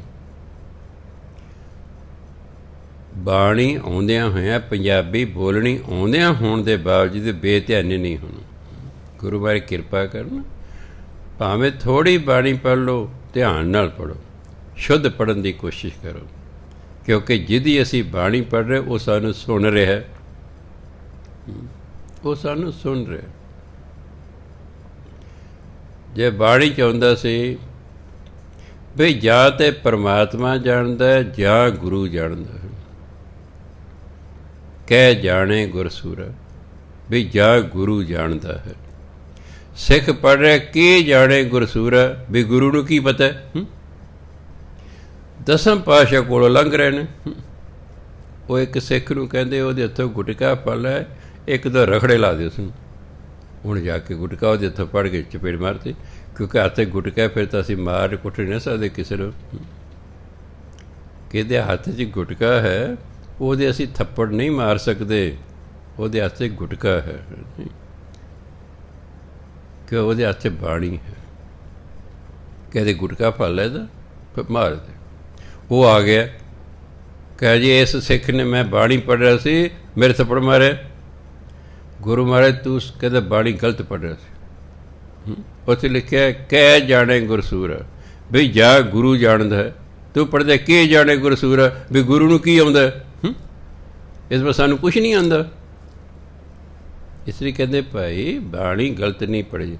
ਜਾਂ ਤਾਂ ਕਹਿ ਬੋਲ, ਕਹਿੰਦੇ ਕਹਿ, ਉਹਨੇ ਬੋਲਤਾ ਕਹਿ, ਕਹਿੰਦੇ ਜੇ ਤੂੰ ਬੋਲ ਫਿਰ ਤੂੰ ਕਿਉਂ ਕਿਹਾ, ਕਿਉਂ ਨਹੀਂ ਧਿਆਨ ਨਾਲ ਪੜ੍ਹਿਆ? ਇਸ ਲਈ ਖਿਆਲ ਰੱਖਣਾ। ਅਤੇ ਮੈਂ ਸੋਚਦਾ ਸਾਨੂੰ ਤਾਂ ਪਤਾ ਨਹੀਂ ਕਿ ਰੋਜ਼ ਕਿੰਨੇ ਥੱਪੜ ਪੈਂਦੇ ਹੋਣਗੇ। ਅਸੀਂ ਤਾਂ ਜਦ ਨਿਤਨੇਮ ਕਰਦੇ ਪਤਾ ਨਹੀਂ ਕਿੰਨੇ ਕੁ ਕਹਿ ਬੋਲੀ ਜਾਂਦੇ ਹੋਵਾਂਗੇ, ਸਾਡਾ ਕੀ ਹਾਲ ਹੋਏਗਾ। ਹਾਂਜੀ, ਇਸ ਲਈ ਆਪ ਜੀ ਨੂੰ ਬੇਨਤੀ ਹੈ। ਵੈਸੇ ਤਾਂ ਜਿੰਨੇ ਬੈਠੇ ਹੋ ਮੈਕਸੀਮਮ ਆਪ ਹੀ ਮੇਰੇ ਵਿਦਿਆਰਥੀ ਹੋ, ਪਾਠੀ ਹੋ, ਕਿਉਂਕਿ 2300 6 ਬੰਦਿਆਂ ਨੇ ਮੇਰੇ ਤੋਂ ਸੰਥਿਆ ਲਈ ਹੋਈ ਹੈ। ਤਾਂ ਮੈਂ ਨਾਲ ਇਸ ਲਈ ਵੀ ਦੱਸ ਰਿਹਾ ਕਿ ਉਹਨਾਂ ਦਾ ਪਾਠ ਸ਼ੁੱਧ ਹੋ ਜਾਵੇ। ਜੇ ਕੋਈ ਹੋਰ ਗੁਰੂ ਪਿਆਰਾ ਵੀ ਲਾਭ ਉਠਾ ਰਿਹਾ ਤਾਂ ਬੜੀ ਚੰਗੀ ਗੱਲ ਹੈ ਭਾਈ, ਲਾਭ ਉਠਾ ਲਓ। ਮੈਂ ਨਿਰੇ ਅਰਥ ਨਹੀਂ ਕਰ ਰਿਹਾ, ਮੇਰੀ ਇੱਛਾ ਹੈ ਕਿ ਤੁਹਾਡੀ ਬਾਣੀ ਵੀ ਸ਼ੁੱਧ ਹੋ ਜਾਏ, ਇਸ ਲਈ ਨਾਲ ਮੈਂ ਉਚਾਰਨ ਵੀ ਦੱਸ ਰਿਹਾ ਹਾਂ ਤਾਂ ਜੋ ਸਾਡਾ ਪਾਠ ਸ਼ੁੱਧ ਹੋ ਜਾਏ। ਇਸ ਲਈ ਜੇ ਲਾਂ ਲੱਗੀ ਹੈ ਲਾਂ ਬੋਲਣੀ ਹੈ, ਦਲਾਵਾਂ ਲੱਗੀ ਨਾ ਉਹ ਦਲਾਵਾਂ ਦੀ ਆਵਾਜ਼ ਕੱਢਣੀ ਹੈ। ਕਿਵ ਸਚਿਆਰਾ ਹੋਈਐ, ਕਿਵ ਕੂੜੈ ਟੁੱਟੈ ਪਾਲ। ਟੁੱਟੈ ਮੈਨੇ ਟੁੱਟ ਜਾਏ, ਪਾਲ ਮੈਨੇ ਕੰਧ। ਸਾਡੇ ਤੇ ਪਰਮਾਤਮਾ ਦੇ ਵਿੱਚ ਕੂੜ ਦੀ ਕੰਧ ਹੈ, ਇੱਟਾਂ ਦੀ ਕੰਧ ਨਹੀਂ, ਕੂੜ ਦੀ ਕੰਧ ਹੈ। ਅਸੀਂ ਕੂੜ ਹਾਂ, ਕੂੜ ਰਾਜਾ, ਕੂੜ ਪ੍ਰਜਾ, ਕੂੜ ਸਭ ਸੰਸਾਰ।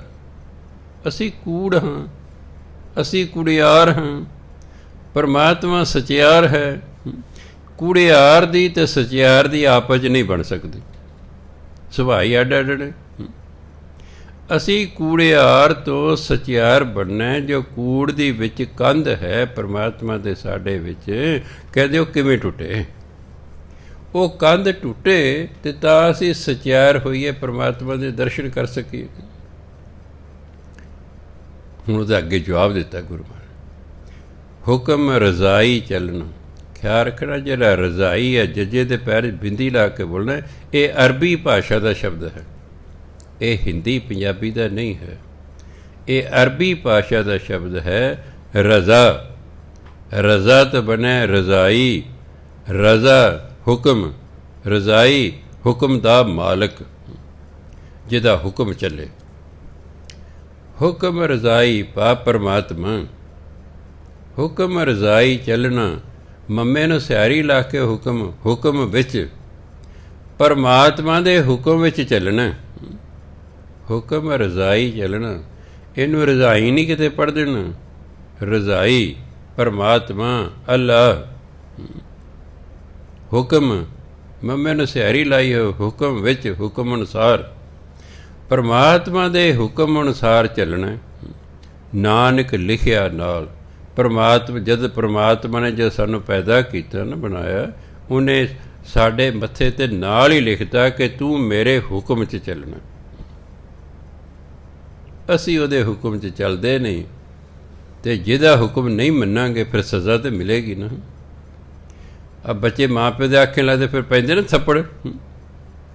ਟੀਚਰ ਨੇ ਕਿਹਾ ਕੰਮ ਕਰਕੇ ਨਾ ਕੀਤਾ ਨਹੀਂ ਜਾਂ ਸ਼ਰਾਰਤ ਕਰਦੇ ਤਾਂ ਵੀ ਪੈਂਦੀਆਂ। ਅਤੇ ਜੇ ਅਫਸਰ ਦਾ ਹੁਕਮ ਨਹੀਂ ਮੰਨਿਆ ਤਾਂ ਫਿਰ ਐਕਸ਼ਨ ਲੈਂਦਾ ਹੈ, ਉਹ ਫਿਰ ਐਕਸ਼ਨ ਲੈਂਦਾ। ਸਰਕਾਰ ਨੇ ਕਿਹਾ ਕਿ ਭਾਈ ਆਪਣਾ ਮੂੰਹ ਢੱਕ ਕੇ ਬਾਹਰ ਨਿਕਲਣਾ ਹੈ। ਜਿਹੜਾ ਨਹੀਂ ਢੱਕਦਾ ਪੁਲਿਸ ਵਾਲੇ ਘੇਰ ਲੈਂਦੇ ਨੇ, ਨਾਲੇ ਉਹਦੀ ਬੇਇੱਜ਼ਤੀ ਕਰਦੇ ਨੇ ਅਤੇ ਨਾਲੇ ਫਿਰ ਉਹਨੂੰ ਕੋਈ ਜੁਰਮਾਨਾ ਵੀ ਕਰ ਦਿੰਦੇ ਨੇ। ਹੁਕਮ ਨਹੀਂ ਨਾ ਮੰਨਿਆ। ਪਰਮਾਤਮਾ ਕਹਿੰਦਾ ਮੈਂ ਲਿਖ ਦਿੱਤਾ ਤੁਹਾਡੇ, ਤੁਸੀਂ ਮੇਰੇ ਹੁਕਮ 'ਚ ਚੱਲਣਾ। ਤੁਸੀਂ ਮੇਰੇ ਹੁਕਮ 'ਚ ਚੱਲਣਾ। ਹੁਣ ਅਸੀਂ ਪਰਮਾਤਮਾ ਦੇ ਆਮ ਬੰਦਾ ਕਹਿ ਦਿਓ ਜੀ ਦੇਖੋ ਜੀ, ਨਾ ਅਸੀਂ ਪਰਮਾਤਮਾ ਦੇਖਿਆ, ਨਾ ਪਰਮਾਤਮਾ ਸਾਡੇ ਨਾਲ ਬੋਲਦਾ, ਸਾਨੂੰ ਕੀ ਪਤਾ ਉਹਦਾ ਹੁਕਮ ਕੀ ਹੈ? ਜੇ ਪਤਾ ਹੋਵੇ ਅਸੀਂ ਜ਼ਰੂਰ ਚੱਲਾਂਗੇ। ਆ ਸਾਰੀ ਗੁਰਬਾਣੀ ਪਰਮਾਤਮਾ ਦਾ ਹੁਕਮ ਹੈ। ਤਾਂ ਕਿ ਹੁਕਮਨਾਮਾ ਲਓ ਜੀ, ਬੇਨਤੀਨਾਮਾ ਨਹੀਂ ਹੁੰਦਾ, ਹੁਕਮਨਾਮਾ ਹੁੰਦਾ ਨਾ। ਅਤੇ ਜੇ ਫਿਰ ਹੁਕਮਨਾਮਾ ਹੈ ਤਾਂ ਫਿਰ ਹੁਕਮ ਹੈ, ਹੁਕਮ ਹੈ ਤਾਂ ਫਿਰ ਹੁਕਮ ਮੰਨਣਾ। ਜੇ ਨਹੀਂ ਮੰਨਾਂਗੇ ਤਾਂ ਹੁਕਮ ਦੇਣ ਵਾਲਾ ਸਾਨੂੰ ਸਜ਼ਾ ਦੇਵੇਗਾ। ਫਿਰ ਇਸ ਲਈ ਉਹਦੇ ਹੁਕਮ 'ਚ ਚੱਲਣਾ। ਕਾਫੀ ਦੇਰ ਮੈਂ ਸੋਚਦਾ ਰਿਹਾ, ਹੌਲੀ ਹੌਲੀ ਮੈਨੂੰ ਪਤਾ, ਬਾਣੀ ਪੜ੍ਹੀ ਮੈਨੂੰ ਪਤਾ ਲੱਗਿਆ ਉਹ ਇਹ ਗੁਰੂ ਮਹਾਰਾਜ ਦੀ ਬਾਣੀ ਨਹੀਂ, ਇਹ ਤਾਂ ਰੱਬੀ ਬਾਣੀ ਹੈ। ਠੀਕ ਹੈ, ਗੁਰੂ ਮਹਾਰਾਜ ਦੇ ਮੁਖਾਰ ਬਿੰਦ ਤੋਂ ਇਹ ਪ੍ਰਗਟ ਹੋਈ, ਇਸ ਲਈ ਆਪਾਂ ਗੁਰਬਾਣੀ ਕਹਿੰਦੇ ਹਾਂ। ਪਰ ਗੁਰੂ ਮਹਾਰਾਜ ਆਪ ਕਹਿੰਦੇ ਨੇ, ਹਉ ਆਪਹੁ ਬੋਲ ਨਾ ਜਾਣਦਾ, ਸਭ ਕਹਿਆ ਹੁਕਮਾਓ ਜੀਓ।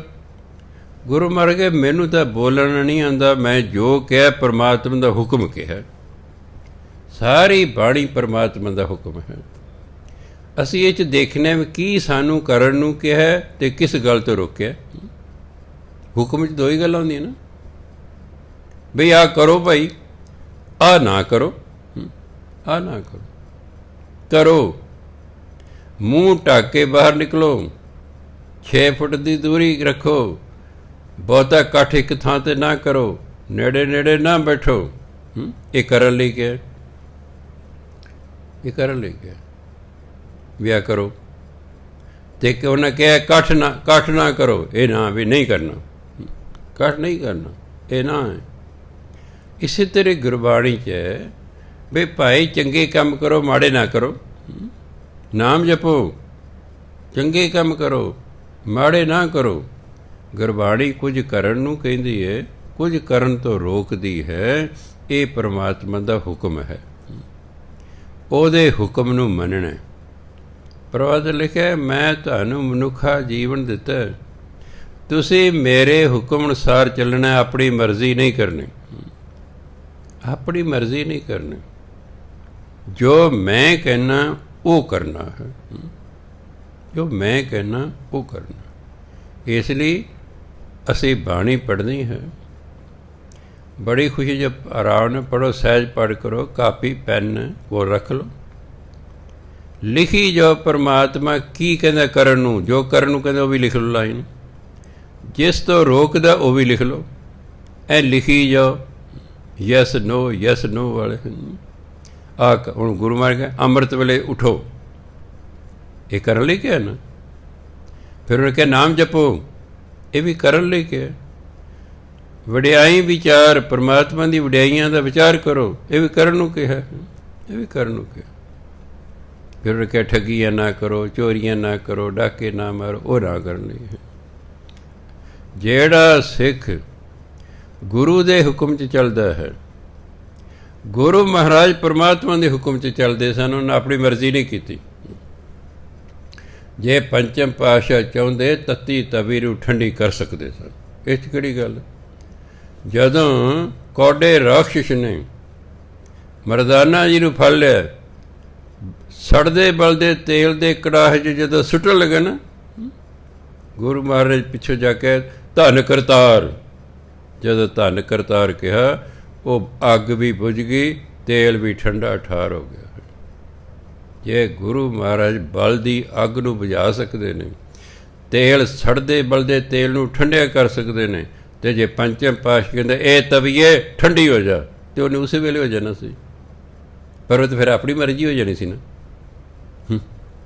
ਉਹ ਤਾਂ ਆਪਣੀ ਮਰਜ਼ੀ ਹੋ ਜਾਣੀ ਸੀ। ਨਹੀਂ, ਉਹ ਪਰਮਾਤਮਾ ਦੀ ਮਰਜ਼ੀ 'ਚ ਹੀ ਸਨ, ਉਹਦੀ ਰਜ਼ਾ ਵਿੱਚ ਸਨ। ਲਾਹੌਰ ਦੇ ਜਦ ਫਕੀਰ ਪੀਰ ਆਇਆ, ਉਹਨੇ ਕਿਹਾ ਜੀ ਜੇ ਤੁਸੀਂ ਹੁਕਮ ਕਰੋ ਮੈਂ ਇੱਟ ਨਾ ਇੱਟ ਖੜਕਾ ਦਾਂ। ਗੁਰੂ ਮਹਾਰਾਜ ਕਹਿੰਦੇ ਨਹੀਂ ਪੀਰ ਜੀ, ਸਾਨੂੰ ਹੁਕਮ ਹੈ, ਅਸੀਂ ਤੱਤੀਆਂ ਤਵੀਆਂ 'ਤੇ ਬਹਿਣਾ ਹੈ, ਬਸ ਬਹਿਣਾ। ਉਹਨਾਂ ਨੂੰ ਹੁਕਮ ਦਾ ਪਤਾ ਸੀ, ਉਹਨਾਂ ਹੁਕਮ ਮੰਨਿਆ। ਸਾਨੂੰ ਪਤਾ ਨਹੀਂ, ਇਸ ਲਈ ਗੁਰੂ ਮਹਾਰਾਜ ਬਾਣੀ ਲਿਖਦੀ ਕਿ ਲਓ ਭਈਆ ਪਰਮਾਤਮਾ ਦਾ ਹੁਕਮ ਹੈ, ਤੁਸੀਂ ਬਾਣੀ ਅਨੁਸਾਰ ਜੀਵੋ ਜਿਓ। ਜਦ ਤੁਸੀਂ ਪਰਮਾਤਮਾ ਦਾ ਹੁਕਮ ਮੰਨੋਗੇ, ਗੱਲ ਖਤਮ ਹੋ ਗਈ। ਤੁਹਾਨੂੰ ਫਿਰ ਕਾਹਦੀ ਤਕਲੀਫ ਹੈ, ਕਾਹਦਾ ਦੁੱਖ ਹੈ, ਤੁਹਾਨੂੰ ਕਾਹਦੀ ਸਜ਼ਾ ਹੈ। ਜਦੋਂ ਹੁਕਮ ਮੰਨ ਰਹੇ ਹੋ, ਸੰਸਾਰ ਦੀ ਐਡੀ ਵੱਡੀ ਸ਼ਕਤੀ ਜਿਹਦੇ ਹੁਕਮ ਤੋਂ ਬਿਨਾਂ ਕਹਿੰਦੇ ਪਤਾ ਨਹੀਂ ਹਿਲਦਾ, ਜਦੋਂ ਤੁਸੀਂ ਉਹਦਾ ਹੁਕਮ ਮੰਨ ਰਹੇ ਹੋ, ਆਨੰਦ ਹੀ ਆਨੰਦ, ਆਨੰਦ ਹੀ ਆਨੰਦ ਹੈ। ਭਾਵੇਂ ਦੇਖਣ ਨੂੰ ਬੜੀਆਂ ਸਜ਼ਾਵਾਂ ਮਿਲੀਆਂ ਪੰਚਮ ਪਾਤਸ਼ਾਹ ਨੂੰ, ਕਿੱਡੀ ਵੱਡੀ ਸਜ਼ਾ ਦੇਣ ਵਾਲੇ ਦਿੱਤੀ, ਪਰ ਉਹਦੇ ਹੁਕਮ 'ਚ ਸਨ।